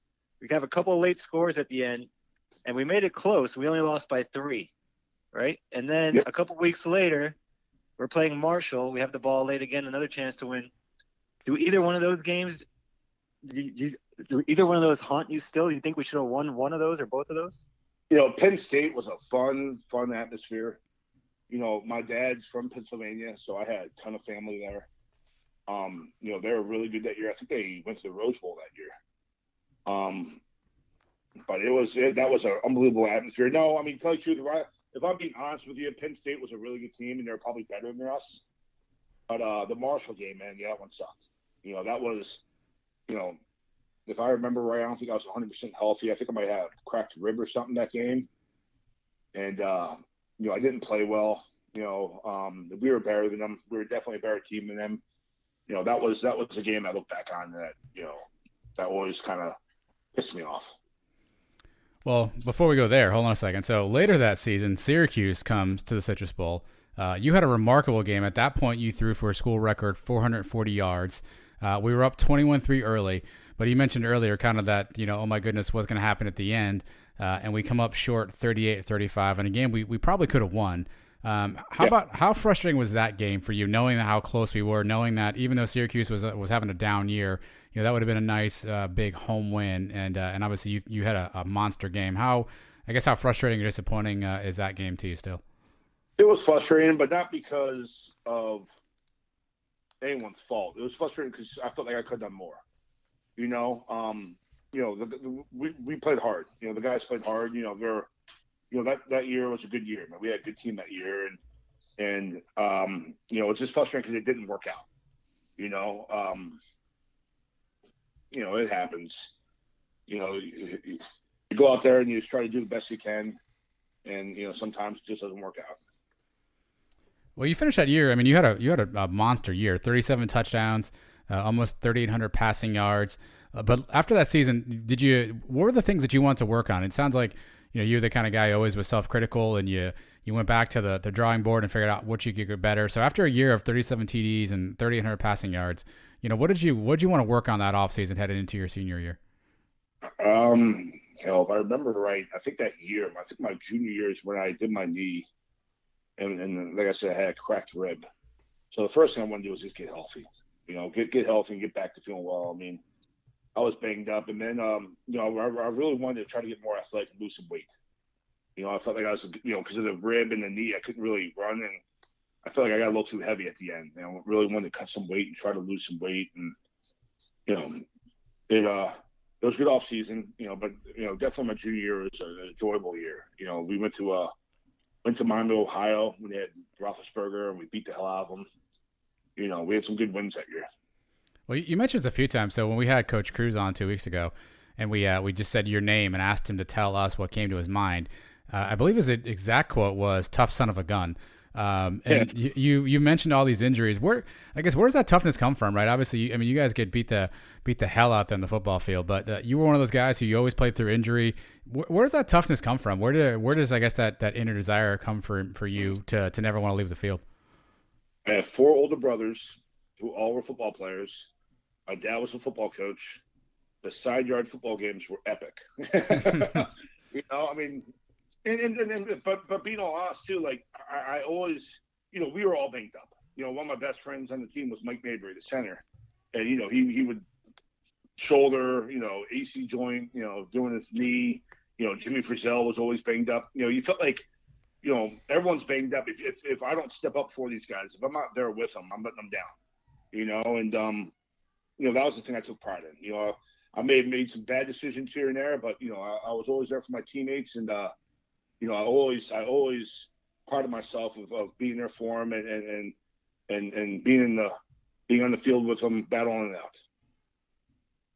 Yeah, everybody we talk to always says what they remember about you is you're always not afraid to stand in there and take the shot. Is there one shot you remember that still hurts? I think I know the answer to this one. I think it was Suggs when he broke my ribs. It was either Suggs at Arizona State, Carl Suggs. I got high load, and that's when I broke my rib. Or the other one was at Virginia Tech my freshman year, where they're just wailing on me. But I mean, it happens. It's football. Sometimes you get the hell knocked out of you. It's can you get back up and keep it going? And, that's why I prided myself on it was I'm gonna stand in the pocket. Like I said, I knew I wasn't gonna beat anyone with my legs. I had to beat people with my arm, and I was gonna stand in the pocket. And if I got beat up, then it happens. I was going to get back up and keep it going, All right. So your senior year, we start off at Virginia Tech, in that game where we went down big, and then we had a nice comeback. You twisted your ankle in that game, didn't you? Yep. And so then we almost come back to take the lead in that game. We end up losing by 3 touchdowns. But the next week, then we play FAU, and you set the record for single game passing yards, 497, still the record today. But then you separate your shoulder against Akron a couple weeks later? No, it was Kent State. Kent State. Yep. So, I mean, that season, you had a lot of ups and downs. You're setting records, you're getting hurt. What's that like to deal with? How were your emotions that season? It was tough. Being honest, it was tough. We had a really young team. We had multiple freshmen starting. We were young up front that we couldn't do things that we did the year before.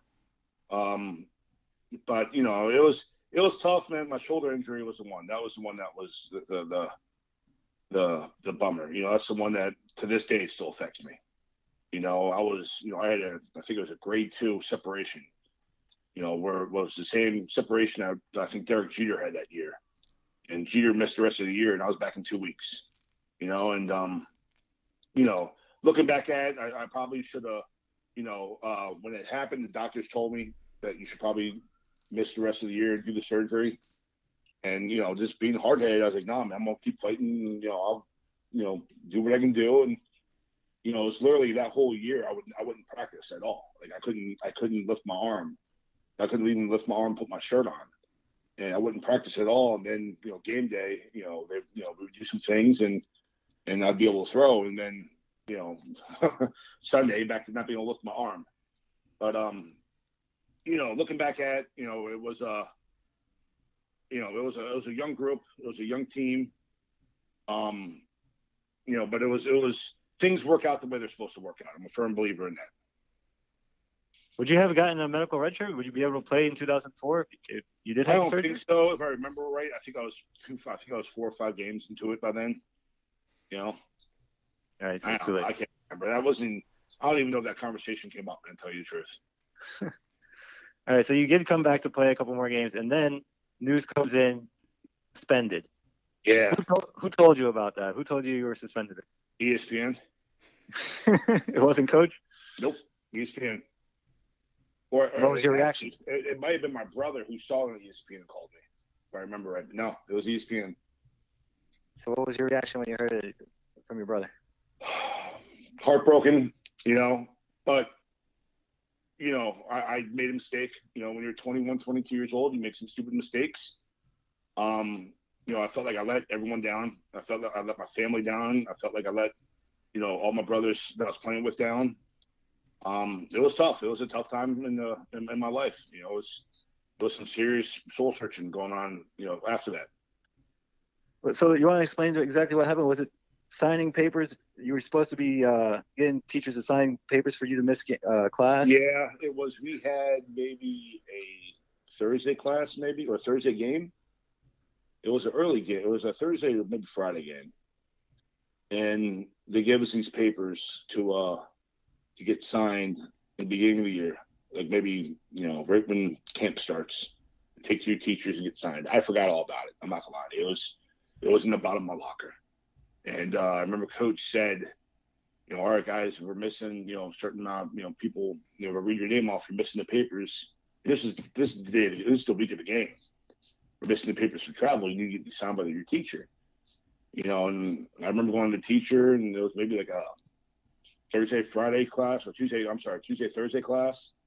That the teacher was out of town or something. And I was like, all right, I'm just going to sign the teacher's name. I turned it in, and, I got caught, and, I paid my punishment. Like I said, when you're 21, 22 years old, you make some stupid decisions, and it was definitely a stupid decision. But like I said, it led me to where I am now, and it is what it is. You weren't the only guy that had that situation, right? There was a few of you guys that got suspended. Yeah, there was probably maybe 5 to 10 of us, maybe. Things happen. It's a shame. It sucked. I love UCF. I gave a lot of parts of my body to the program, but it happens. I found out later there might have been some other things behind the scenes, that was a motivation, but it is what it is. It's something I dealt with and moved on from, and so I have a ton of love for UCF and a ton of love for Night Nation. You think they were trying to just make an example out of you? You were the biggest name of all the guys that got in You hear second kind of things, suspension. years after I've heard things about how, the new AD, 'cause that year we got a new AD, and he wanted to, get Kruzcek in, and he's best friends with O'Leary. You hear things, but, that's all under the table, and, there's, things happen, it's college football, but it is my fault. I did do it, it was my fault, and, I'm not going to argue that fact at all. Well, there was another mini controversy, Ryan. I didn't even remember this. I saw it when I was researching some stuff on you. So you got a late invite to the Hula Bowl, where obviously you get a chance to showcase yourself to NFL scouts. But there was some sort of mini controversy, I guess, and this is what I read up. So tell me if any of this is incorrect. So typically in some of these bowl games where you're got scouts there and whatnot, some of these more exhibition type games, schools and players trade their stickers. So you'll often see like players with different stickers and different helmets. But apparently, according to the story, you didn't have any spare stickers with you because you got a late invite. So you peeled off your UCF helmet sticker and gave it to somebody else and took their sticker. It just so happened to be that this sticker was from the Cows, our rivals to the Tampa side there. So effectively for the game, allegedly, you only had essentially the Cows' horns on your helmet. A, No. is that true at all? And then B, So, was that an accident? Like, how's that happen? We were trading stickers. I gave the guy my UCF sticker. That's all true. I didn't have stickers, and he gave me the South Florida one. Now, on the other side, I had the University of Miami sticker on the front of my helmet. I think I had the Plantation Colonel C. We had stickers all over our helmets, but you know how it goes. The media sometimes will try to make things sound worse than they are, So just to be clear, so that wasn't kind of a double middle finger back to UCF? No. Okay. No. All right, so obviously we'll transition to your current role in a second, but let me ask you this. Hold on, one second. You give Ryan a little thing here, because the rivalry, it's a rivalry. It's a huge rivalry now, but at the time we hadn't even played South Florida. Yeah, I mean, tell you the truth, it was funny. Like, I think there's someone from Marshall there, and that's a school I freaking hated. And I didn't put a Marshall sticker on my damn helmet. I'll tell you that one. I played South Florida back then, Right. That's fair. We didn't play them until 2005. I remember it was something. There was like maybe 4 or 5 of those Florida boys out there. Something where we all the Florida guys traded their stickers. All right, so what would Ryan Schneider, the coach in 2019, if you could go back and talk to Ryan Schneider, the player in 2003, what would you tell him? I'd probably choke him out.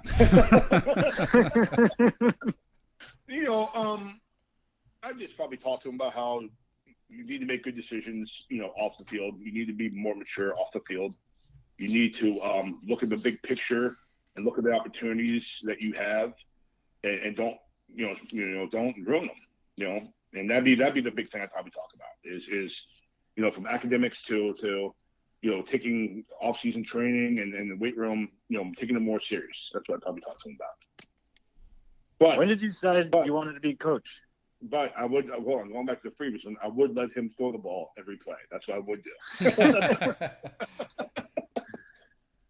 I knew I wanted to be a coach back when I was in high school.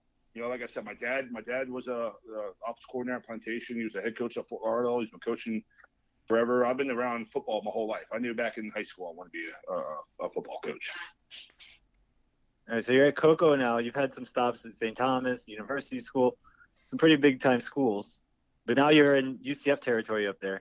How do the kids up there view UCF? Oh, they love it. They love UCF. UCF's the hot thing right now. We have some really good players. We have some exceptional Division I kids, and UCF's been in the mix for them all. Coach Heupel does a great job. His staff is very open to us. We went to spring practice this year and spent a couple of days with them. Spent a couple of days meeting with them, just trying to take what they do and kind of morph it into what we do. But there's a lot of our kids have a lot of love for UCF. What are you expecting out of the Knights this year? Undefeated season, get back into the college playoffs, which we should have been in the last 2 years. But, I mean, I'll tell you this. If I'm being 100% honest, those coaches do an amazing job, and they deserve a lot of credit. The players are out there killing it. They're doing the players are the ones doing it, but those coaches are some exceptional coaches. And when you're around them, you can see, you can feel the program, how it's building. Yeah, it's crazy that our expectations now are undefeated season every year. Yeah. But that's the standard that they built. And that's it's crazy, man. When I was playing, we were just hoping to win a couple here and there, and try to make it to a bowl game. And now it's, come on, let's try to make this college playoff. All right. What do you think Heupel's going to do about the QB situation? I mean, we got the transfer in from Notre Dame. We got a hot shot freshman from Hawaii. And we got the returning starter who was supposed to be a starter, gets hurt, breaks his ankle. So as a coach, what do you think he's going to be? I'll tell you this, man. I spent a couple days with him at spring football, and that quarterback room is a talented room. From top to bottom, it's a talented room, and those guys are in a good spot. Whichever one ends up playing, they're going to be okay. The thing I liked about too is I got to spend some time with McKenzie when I was in the spring, and you don't realize how good of a kid he is and how great he is. And I really thought it was beautiful how they let Milton kind of run some of the meetings and really talk to the quarterbacks about, all right, man, like, when we were in this play, this is what I was kind of looking at, and this is what I'm trying to do. And they're gonna be okay. No matter who it is, they're gonna be okay. So for those of us who never have to make this kind of decision, as a coach, when you've got two quarterbacks you're deciding between, what are the things that you look at when you decide to pick one? Like, how are you deciding what things are you looking for? Is it just command of the offense, who doesn't turn the ball over? What are the factors you think that coaches look for when you've got to make a decision like this between two quarterbacks? You see it. Command of the offense is definitely one big thing. There's a smoothness. There's a rhythm. There's just a way the offense flows. And sometimes one guy over the other guy. At Coco, we had two really good quarterbacks last year, and it was a tough decision. It was a week before the first game we made it, and it was just because that one individual, things seemed smoother when he was in, and he ended up having a great year for us. But it's a bunch of things, from leadership to how the guys will follow you, to just decision making, making the right reads, making good decisions, not forcing things. That's one thing I look back at my career, is sometimes I force things too much, but it's all around. You take everything and you just kind of work it out. All right. Well, speaking of talent, so let's talk about your team for a second. So you guys lost in the state championship game last year, but you got a ton of young talent coming back. I was looking at some of your roster. So give us a preview. What do you expect from the 2019 Cocoa Tigers? We should be a pretty good team. We were extremely young last year, like you said, and we have 18 returning starters. But the thing I'm excited about is the quality of kid we have returning.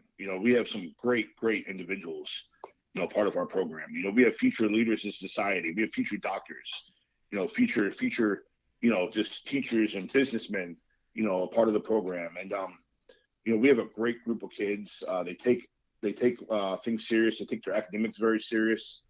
And, things work out. Hopefully we can win some games here and there.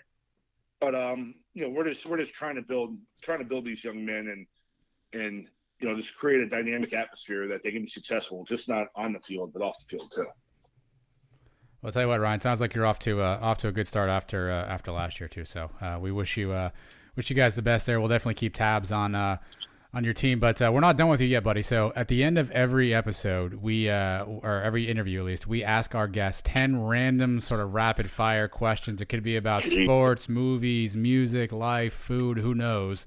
So we got 10. We got 10 just hot questions for you. Are you ready for these? These 10. I'm a high school football coach. I have no idea what's going on in the world. So, Okay. All right, let's figure it out. All right. Well, this one you should know. Who was the funniest teammate you had when you were at UCF? Who just made Corey you Baker. laugh all the time? Corey Baker, 100%. What did he do that make you laugh? Everything. He was like the biggest instigator of all time. I love Corey. Corey is good people, but yeah, Corey Baker. All right, you kind of mentioned it, how you're not really the fastest guy. Is there another UCF quarterback that you could beat in a foot race? Kyle Israel, I will smoke in a foot race to this day. To this day. I'll give him a 5-yard head start and I'll still beat him. Today? I don't think so, dude. I might have to stretch a little bit, but I'll be okay. We got to set that up. We got to get that set up. My schedule's full. I'm gonna do it. All right. So there's this song going on. It's been like number 1 on the charts the last like 17 weeks. It's by Lil Nas X and Billy Ray Cyrus. It's called Old Town Road. Have you heard that song? No idea what you're talking about. All right. So then you don't know if it's good or bad. No idea. All right. What if I told you there was a rap song with Billy Ray Cyrus? Would you think that'd be good or bad? It'd probably be awesome. All right, it's 4th and goal. The game's on the line. What receiver are you throwing the ball to? Whichever one's open. You don't have one guy? No, I mean, Frizzell was excellent. Tyson Henshaw was excellent. Doug Gabriel was great. That was one thing I learned a long time ago is whenever someone asks me about who's my favorite receiver, the answer is whichever one's open. That's a good answer. It's not bad. If you could have dinner with any 3 people, dead or alive, who would you pick? Jesus. All right, that's one of them. There. Wow, that's a really good question. I'd probably say maybe George Washington because my dad's a history teacher. And I always loved history. And then someone fun. Rodney Dangerfield. Wow. That's a good one. Yeah, Jesus, Rodney Dangerfield, and George Washington. That's pretty good. Back to School is a underrated classic. Oh, classic. Loved it. Caddyshack, he killed in Caddyshack. Yeah. We talked about how tough you were, how many tough hits you took. But was there ever a time after you got just drilled that you got up and said something to one of your offensive linemen? No, I would never. Those guys were fighting. Things happen. You might get beat here and there, but there's never because of lack of effort or lack of want to. Those guys were fighting. I would never say anything to them. Did you ever give me like a dirty look or just mutter something under your breath? The only thing I remember happening was there was Alex Mendez who was playing guard. He had a 15-yard penalty for like cheap shots and went after the play.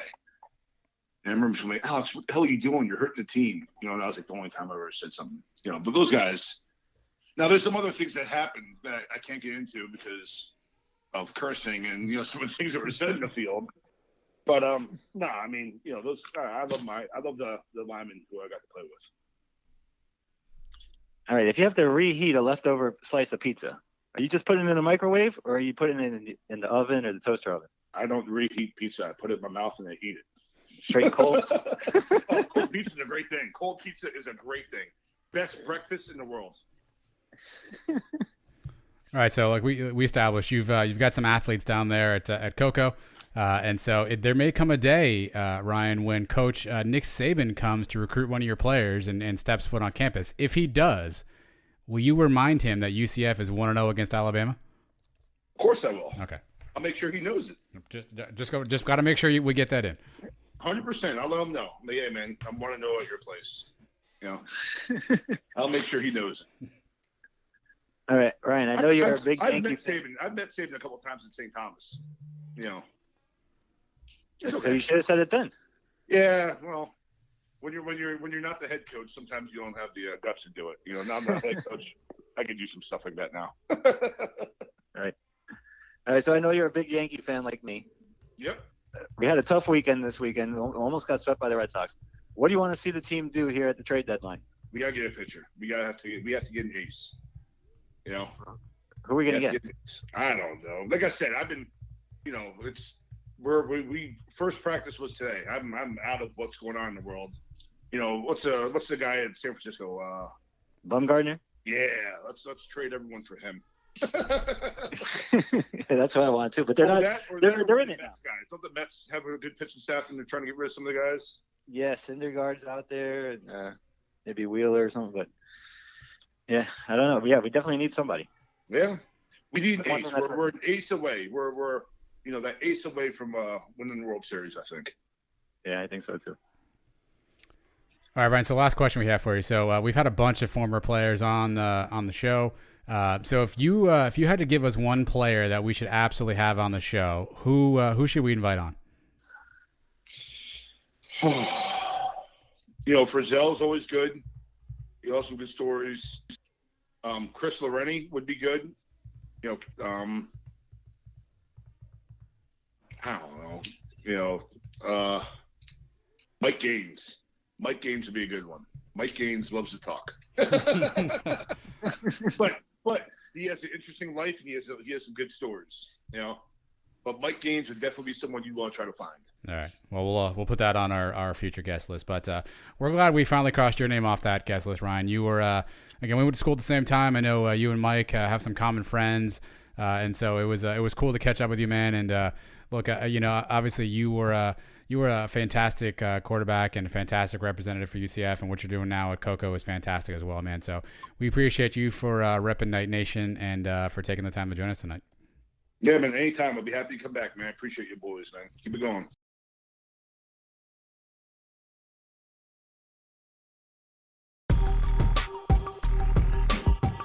Okay, sons of UCF, both of you, you are the foe.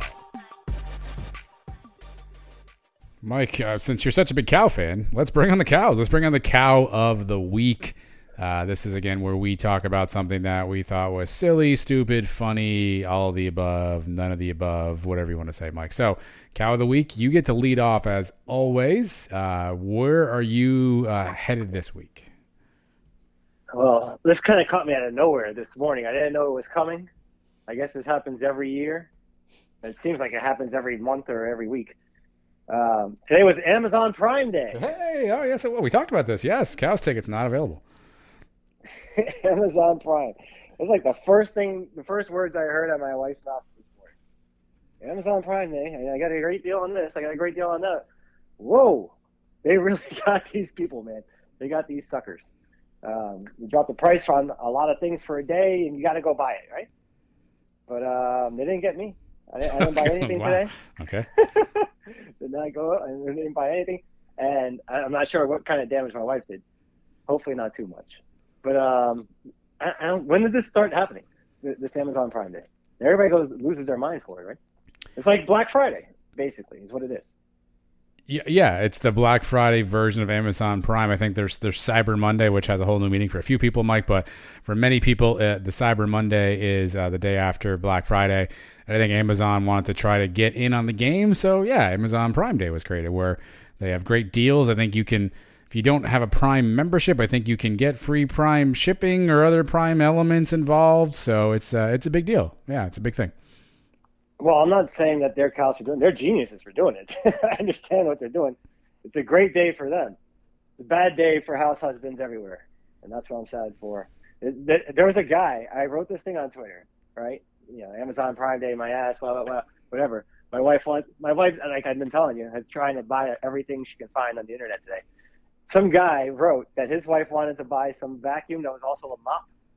That was the exact product that started my day today. The vacuum that was also a mop that my wife wanted to buy. The same exact thing, $250. I don't think she bought it. But this guy's so it'll be at your house next week. Fair enough. Yeah, it probably will be here. It'll be here tomorrow. But I just thought it was funny that this guy's wife had the same exact thing. And he was going through the same pain that I was today.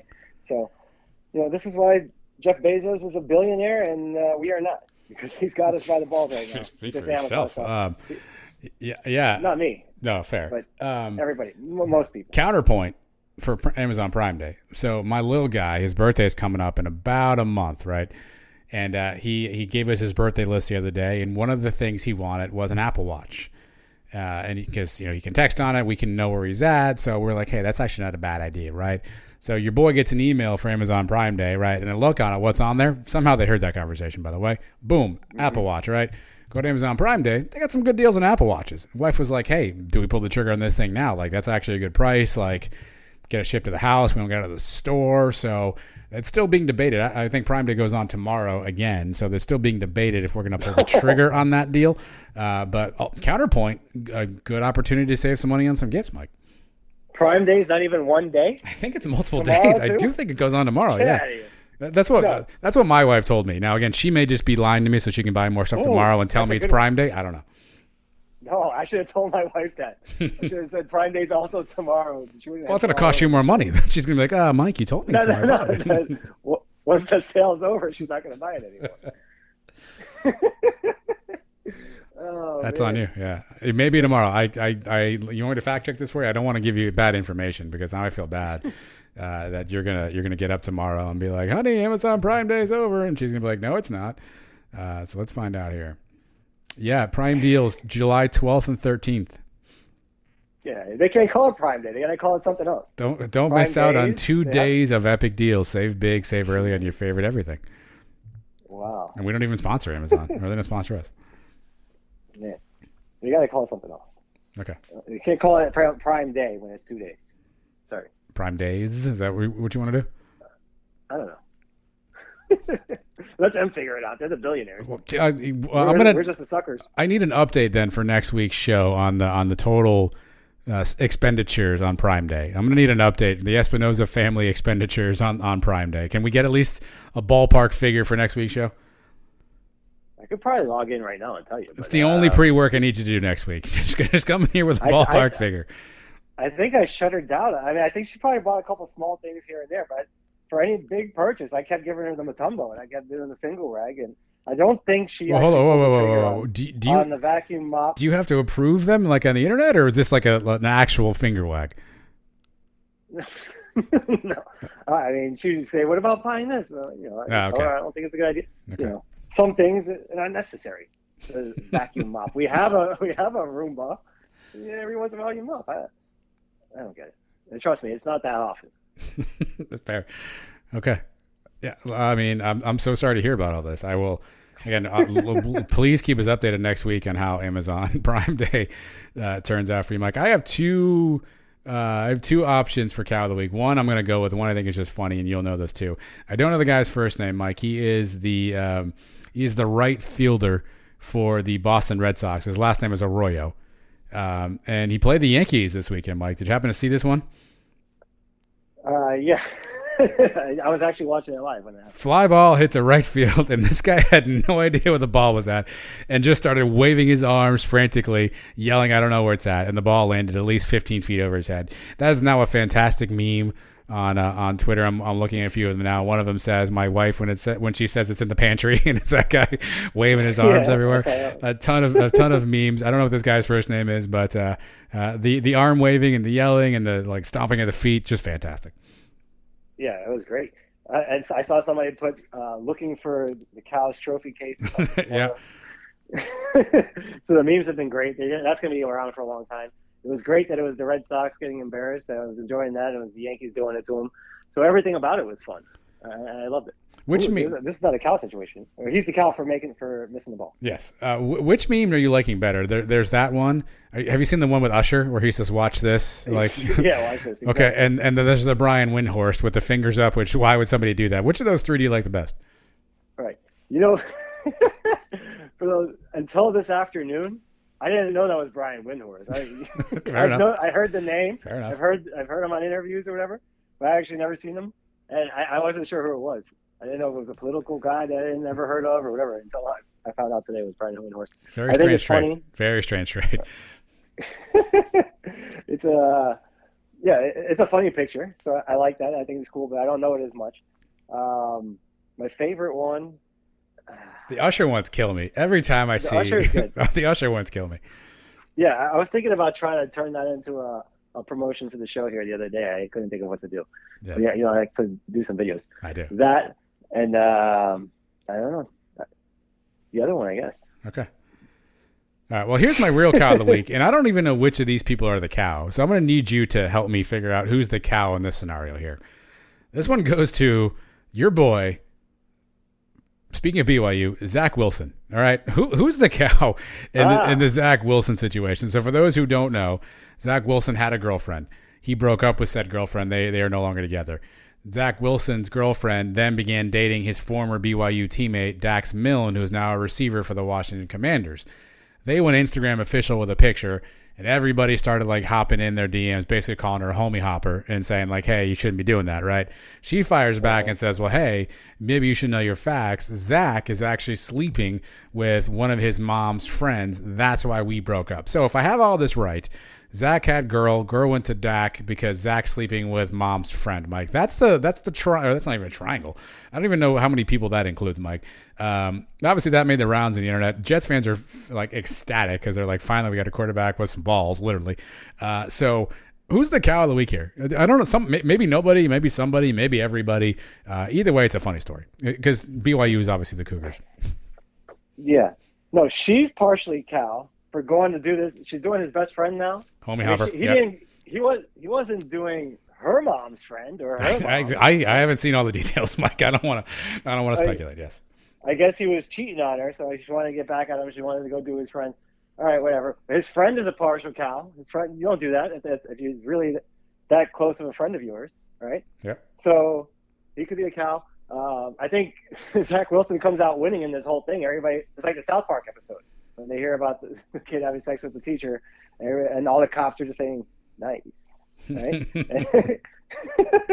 And everybody's giving Zach Wilson credit. So it's also the first time that the Jets have scored over 40 since 2018. Yes. So they've got that going for them, too. That's fair. I guess the woman, his girlfriend, and his buddy, supposedly, are the cows in this situation. Well, and it's also just great because there's old tweets out there. There's an old Zach Wilson tweet that just says Cougar Nation on it, which is just fantastic. So many great jokes. I don't know who I guess the cow would be the girl, right? Because to me, this feels like Zach did me wrong, so I'm going to go get back at him with his friend. To your point, the friend should know better, but like, it's a dude. What are you going to do? The girl, though, clearly had this thing plotted out, in my opinion. So I think she gets the cow nominee for clearly being like, okay, Zach wronged me. He hurt me. I'm going to get back at him. How do I do that? Like, I'm going to go find his friend. Again, as the friend, you probably shouldn't do that, but what are you going to do? So I'm going cow to the ex-girlfriend. Yeah, as a man, there's only so much you can do, I guess. I've seen the girl in question, and, you get put in certain situations, it's hard to say no sometimes. Fair.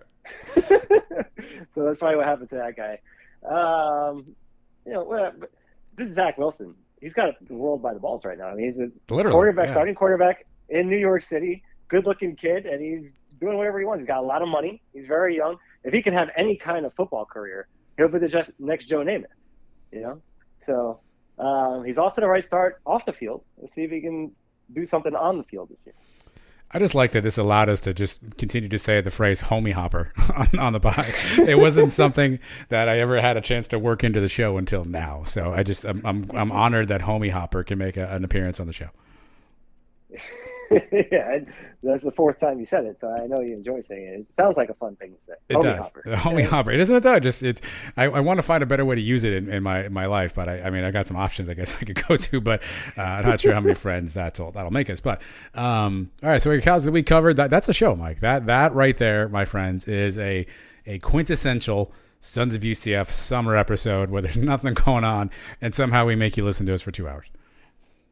That's right. And special thanks to Ryan Schneider from, how long ago was that, like 2 years ago? That told in a good 45 minutes. Yeah. That Schneider's always good to blow some hot air for a while, so that was helpful to have. We love Schneider. But yeah, we covered a lot of topics here tonight. And another good one for the books. We're getting closer to 200, getting closer to football season, which is really what matters. I was looking in today. I would almost book myself a room for the Louisville game. You going to that one? Yeah, I already booked, my friend. Already booked. Oh yeah, you want to say what we're saying? I think we're going home. We're going to okay. All right. I was you going home after the game? No. We're not going home. Oh, okay. The hotel starts with the word home. We're staying at Home to Suites at this point. Who's listening? It's nice. It's a newer hotel right on. I think it's Rouse Home and 2 University Suites? Home and the Wait. number 2 suites. Yeah. That's the place I was looking at today too. Yeah, we'll see you there. It's right across from school. It's a little bit further back than the Hilton, the courtyard, or whatever that is. Yeah, it's right. But it's in that. It's across from the Chick-fil-A, right in the corner. Yeah, So you it's got to right go there. down. You got to go down University. I think it's Rouse. Yeah, exactly. So I it's was not looking at right it across from school. But yes, if that's where you are going to be, that's where we're going to be. Oh man, so that's even better. I'm gonna book it tomorrow. There you go. And it's refundable up until like the 4th, even if something happens. So. Yes, I will be that is booking. correct. That's correct. And also Ryan Schneider, episode 44 was when Ryan Schneider appeared. Wow, 143 episodes ago. Yeah, right after. Oddly enough, right after Mike Kruzcek. Who knew? We didn't plan that out, but when it works, it works. Yeah, and then those guys were on again for the. Was that before or after? Yeah, That was the before. anniversary show had to be after that. The anniversary show was on our newfound freedom, episode 104.1, as I have it cataloged here in my little playbook. That's right. I catalog the shows. What are you gonna do? Wait, we have a 100.1. Okay, 104.1. Yeah, because it was like an extra show. It wasn't a real show. So yeah, that's how I did Oh, it. so actually, this is not 187. We got that one, and then what about the Golic one? The As an extra. Partly Sunny. Yeah, that 99.1 in my playbook. You're correct. Yeah. And there probably is a couple hidden ones in there somewhere. Well, I mean, we did all those stupid previews. I mean, we've done well over. Oh, If you think about this, the if you, pregame show, I think that was some of the best things we ever did. if you think We were about it, drinking live, right? I was getting drunk on the pregame shows. What are you talking about? I assume you're There's a picture drunk of most me of the time holding the for the show. Huh? If you think about the shows we usually do 2 hours. We've probably put out almost like probably 750 hours of content. Yeah, it's hard to think about how many hours we've actually done. I don't know why But people the would do pregame shows, those are actually, that was like some of the most fun.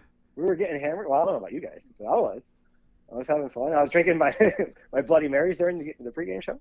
The earlier We're gonna have to ones, bring that back. the earlier ones I could get hammered for. The later ones, then I had too many buttons to push and too many guests to bring in, and I got to hit all the switches here. So a couple here and there. We should bring it. I mean, when can we bring it back? That we need a good road game that people aren't traveling to. I'm open. We don't have a lot of road games this year though. Well, okay, we're gonna have to look at the schedule. I already know which one I want to do it for because the guy already asked me to do it. I got a request to do it. What's this now? You want to hear it? Who's you? Yeah, I forgot to say. My friend Raphael that does the Southeast Alumni Association down here. Sure. We text every once in a while. We're texting Okay. about where the watch parties are going to be this year. We'll name drop. You Okay. know, and they're still trying to narrow it down. Either maybe the Funky Buddha, it sounds like, is maybe have a leg up, and maybe there's another place, the old place that used to be the Public House. There's a couple other options on the table, so I don't think they've decided on where. But he said, you got to do the show from there. And I said, yeah, I'll definitely do the show. I would love to do it. The pregame show, I would do. Opening game, I think we should do it. We're not going to that game, right? You're not going to that game. I am not. I'm not going to that game. It's a Thursday night. We'll do it from 6 to 7 and kick off. And I can interview people at the watch party there. And, Okay. Look maybe at this this. Jacksonville one. Maybe we could do a simulcast. I'll have to check in on the Jacksonville alumni chapter. Last I saw, they were still looking for locations. Actually, I think they were electing board members. But I will check in. All right, so we got it booked. Look at that. We just booked a show. Look at that. Well, so Trace will be there, so we'll have to figure out how we get him involved. Same way we get everybody involved. We zoom them in. Just like No, I get that. I get that. We'll have to figure out how Trace. I can't wait for Robert, by the way, to do the play-by-play of this episode and get to this portion, and have to try to figure out how he's gonna summarize this part of the show because it's gonna be legendary. That guy did an incredible job, and I read he said every single thing we said last week. It was fantastic. He does a good job. No, he does a really nice. Like we if we ever want to do like a closed captioning, like I think I would just have Robert just write it on the screen as is. I think that's the most accurate I've ever seen, hands down. It's not a bad idea. Put him on the staff. He wants the job. Put him on the. We've only got 19 more positions that we have to fill at some point. Book your hotel then. So. Well, is it official? Is the other news official? So the game after Louisville, you're in town? You're not in town? As of now, I'm not supposed to be, but nothing has been booked yet. Actually just went to the beach with these people on Sunday. These We people. talked about the trip. Okay. Yeah, the people that we're going on the trip with. We're supposed to be going to Columbia that next week, which is the FAU game. That seems to be the plan, but I haven't seen anybody book anything yet. So Okay. we'll see. Stay tuned. Stay in tune. But Yeah. if we do the Louisville game, we should do what we did last year. We should get the tailgate for that game, right? I think I have to check. I thought I heard a rumor that there was another game, a tailgate was being set up, so I need to follow up on that. So right now, my travel We'll schedule. do an extra one. My travel schedule is Louisville, and then going to FAU, and then back again the next week for Georgia Tech. So I'm going to hit all three of those in a row. Probably take the next week off. I think I forget who we play after that. And then I think maybe SMU. No, I was going to SMU. There's another game I think in between there. I think SMU's on the first. And then I was going back for that one. It's 4 in a row. You're going to all the games. 4 in a row. Yeah. Basically. You going to Tampa? No, I probably won't go to Tampa. I'll go to Cincy. And I think I'll I go to decided Cincy. to go to one other one in there someplace. I'll have to figure out how soccer schedule is going to screw this up, though, because the kids got soccer. I got to figure out how to make that happen. So Exactly. Yeah, I got the softball thing too, so I'll work it out. That's why I want to do the Friday night game, even if we have a Saturday. I'll ask for like an afternoon game and just drive home early. yeah, But same. yeah, I want to do Louisville for sure. I want to do Cincinnati. That one I'm going to try to mix in like the Halloween Horror Nights. I've convinced the wife to go to that one. And the other home game, there was a third home game. I don't think I can do SMU. I'm pretty sure that's the first because that's my mom's birthday. Did you look it up? I'm efforting that right now, Mike. We're looking at the UCF football schedule. Here we go. Here, SMU is the first. And then we have Temple. And then we're I'm not doing that one. I'm not doing Temple. We're at ECU, and then we're home for Cincy, at Memphis, at Tulane, and then home for Navy. The Tulane was the other trip that I tried to. Well, we're still trying to work on. I don't know what's going to happen. But Yeah. definitely, it looks like for me, Louisville, Cincinnati, and Cal. Those are my three targets for this year. Yeah, Louisville, Georgia Tech, FAU. Georgia Tech. That's the other thing. Georgia Tech. I wish they announced the game time. If that's a noon game, I want to just fly in the morning and fly back. I know it's your At the dream. hotel. That's the dream for you. Oh man, that's the best. TV That's the that best. appears The from out of flights are nowhere. like $50 right now. Yeah, I know. Huh? A TV that appears from out of nowhere. That's the dream, Mike. That would be your thing. Yeah, that's the same thing with SMU. It depends what time the SMU game is. If it's a game where I can get in and get out the same day, and it's not like a night game, then it makes it much more palatable. Yeah, the problem is they don't announce the kickoff time until 2 weeks before, and then when that happens, the $60 ticket right now that the flight is, it turns into like $225, and then you got to think, I might as well just drive. Yeah. And you don't really want to drive. You don't want to get a hotel. And all. I just want to be able to do it. Actually, that might be a great thing about when we join the Big 12. Probably a lot of noon kickoffs, right? And I'll be able to do that all the time. And the bright line will be running by then. I could do it either way. I could take the train or the plane. Look at you. We got it all figured out. we got the first half of the schedule figured out. We've got if you're going to be at any of those games, join us. Look us up. We're in the cabana. Stop by, say hello. We may have Mike. There's another one. There's another possibility. Okay, hold on. The East Carolina game is the road game, right? It is. If there's ever a time I'm going to go to Jacksonville to visit you, the Giants are playing that Sunday. Wow. 23rd. Okay. Right? Okay. All right. We could do a show from Jacksonville, Yes. East Carolina. I do them all from Jack. Yeah. And then I'll go to the Giants game on Sunday. Wow. Penciling it in right now. There's a lot of trips I'm making. You're I don't know booked. if it's gonna happen. You're booked. You're booked. I don't I'm want to do penciling you. the Corns. They're going to be without a coach all season. They may be better. You never know. By the way, if you see us in the cabana, Mike, I don't know when we're going to share this, but I've got some great news for a lot of you out there. The Sons of UCF merchandise closet has been restocked, my friends. Oh, boy. Restocked. We've got multiple varieties of hats, multiple varieties, color options. We may have a limited amount of shirts available. We're still looking to see how that's going to work out. Multiple varieties of hats. I know some of you we owe hats to. Some of you think are owed hats. We'll get around to all of you. One guy definitely is owed a hat. The guy that won the Pick'em Challenge, I never sent him the hat. Did you ever send him the sweater? I don't think so. I don't even know where that is. I'm going to have to find that. Yeah. No, I did send out your debt for losing the 5K to Barry Addict. He got his Sons of UCF mug, but No, not for me losing, for him winning. yeah, tomato. Either way, the merch closet fully stocked back here at Sons of UCF Central. It's exciting. All right, yeah, that's great news. I've seen the merch. You sent me pictures of it. Is it my stuff in the mail? Is it coming soon? Yeah, it's all packaged up. The wife is dropping it off tomorrow, so you're going to get not one, not two, but 3 new styles of hat, Mike. Wow. Yeah. Wow. 3. And how many of these are available for the public? How many do we? Well, so it's keep it for ourselves. You don't have to give me a number. Give me a percentage. How much are we keeping for ourselves? You want me to do percentage? Jesus Christ. Between me, you, Trace. I don't know how many Trace wants yet. So here, if I made a list of everybody who I think we probably should give a hat to, that is either very nice or has asked for a hat or supports the show, done us a favor, whatever. If I do that, including us, we have 18 that were ordered. If I do that, I have 4 left. You have 4 left? Yes. If I give everybody that I think wants or needs or deserves a hat, plus you and I taking our cut of the hats, they will leave us with 4 left, 4 remaining hats unclaimed. Does this include you giving one to your son and your daughter? It does not. This is no family involved. No, these are just... There is a hat that will be available this weekend. If someone's listening, I don't know if you're listening to this, by the way, because we're just rambling on now. But if you're still listening at this point, there is a hat available this weekend. Maybe you swing by Burger U. Maybe you attend, the Brits Bunch Bash. You might just be able to find a Sons of UCF hat laying around. Just throwing it out there.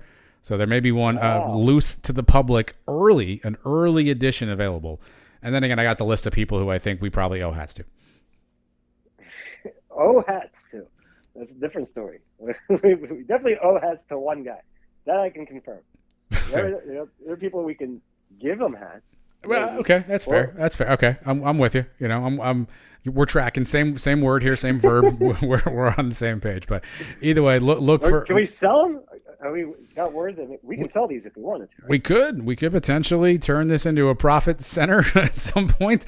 Logistics may be a bit challenging to track orders and whatnot, but we could do something along the sales line if there's a demand for these kind of things. Wow. We're really moving along here. Episode 187. We got this is the episode. Clothing line. Yeah. T-shirts, hats. Yeah. And I've got a surprise. I've also got a surprise you don't even know about yet. You don't even know about yet. Coming up surprise for the live show, our next live show. So more. Have to wait a whole week. You have to wait a whole week. Yep. You're not going to tell me after we hang up. You're not even doing this for the show. You just told me that there's a surprise, and your plan is to not tell me until next Thursday. That was what I was thinking. Yes, in my head as I said it aloud, my mind was like, Mike will figure this out next week. Okay. So today's Tuesday, the 12th. Yes. I'm not going to find out until next Thursday. Yes. All right. If that's the way you want it. Do you think it's going to be better for the show if I don't know? How big of a surprise? 1 to 10. Am I going to be flabbergasted? Which word would you describe my surprise? Well, now I feel like you've pumped it up to make it seem like it's going to be great, and you're going to be underwhelmed is the word I would use. I would say you will be amused and also hopefully impressed, maybe would be the word I'd use. Wow. Is this for a guest that's coming on the show? We have no guests that I'm aware of for that show. We have no guests for this show, Mike, let alone no show 2 weeks from now. All right. Well, I guess I'll wait with the rest of the audience. I'm the man of the people. I know you are. People are going to wait. I'll wait. I won't even ask you. I know you I'll are. probably forget. It's I figured you would as well, and you never remember. Well, you have to be there early for that show. You have to be there relatively close to the start if you want to understand and enjoy the surprise. All right. Well, I should be in the clear. Softball should be over by then. Okay. Oh, unless we win this tournament this weekend, then all bets are off. All right. Who knows?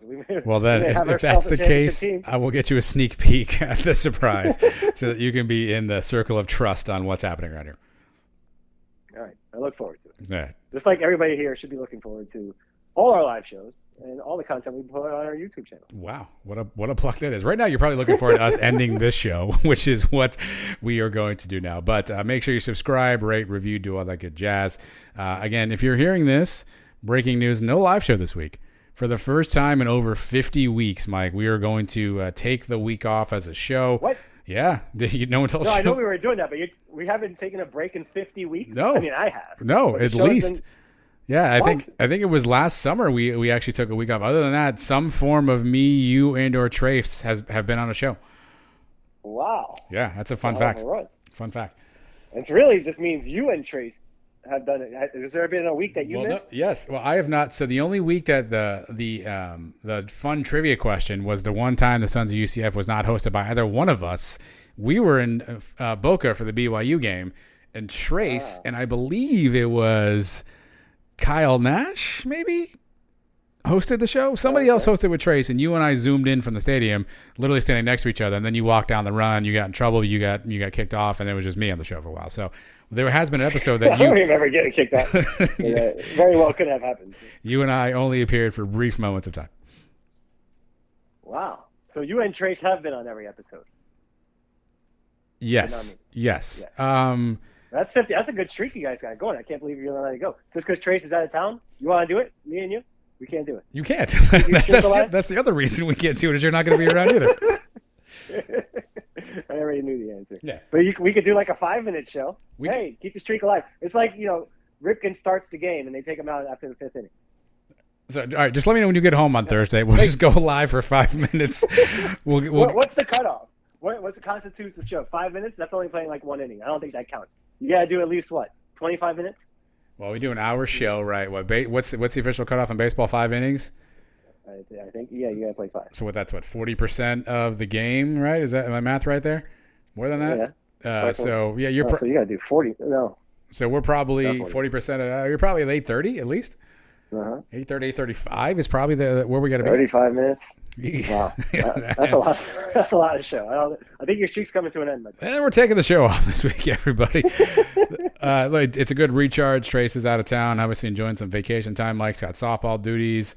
I got a soon-to-be 15-year-old walking around my house, so we got a lot of stuff happening. So we'll take a week off. We'll enjoy our time. You enjoy your time. Plus, if this show hasn't gotten you through, this is like you just listen to this on Thursday. This would be the live show on Thursday if it was just me and Mike anyway. Yeah. Are we setting a record here? How long have we been rambling for too long? I haven't plugged in the Schneider interview yet, so I don't know what the damage is going to be in this bad boy. Well, these people eat this stuff. Do you want me to listening? Let me chop this part out. We'll release it on Thursday and just say instead of a live show, here's Mike and I rambling on for 25 minutes about what game we're going to go to and the word homie hoppers. We could do a whole other show right now, I guess, if we just kept going for another 30, 40 minutes. Top 5 homie hoppers? you got anything for me? Oh, man. All right. Maybe it is getting late. What time is it? As in real time, it's 10:53. All right. It's not too bad. Because we didn't do the interview tonight. That's not too bad. Yes. Oh, that's fair. All right. All right, everybody. Good show. We'll see you around. 187. Yeah, you guys be good out there. We'll talk to you, I don't know, maybe soon. Good night. Charge on.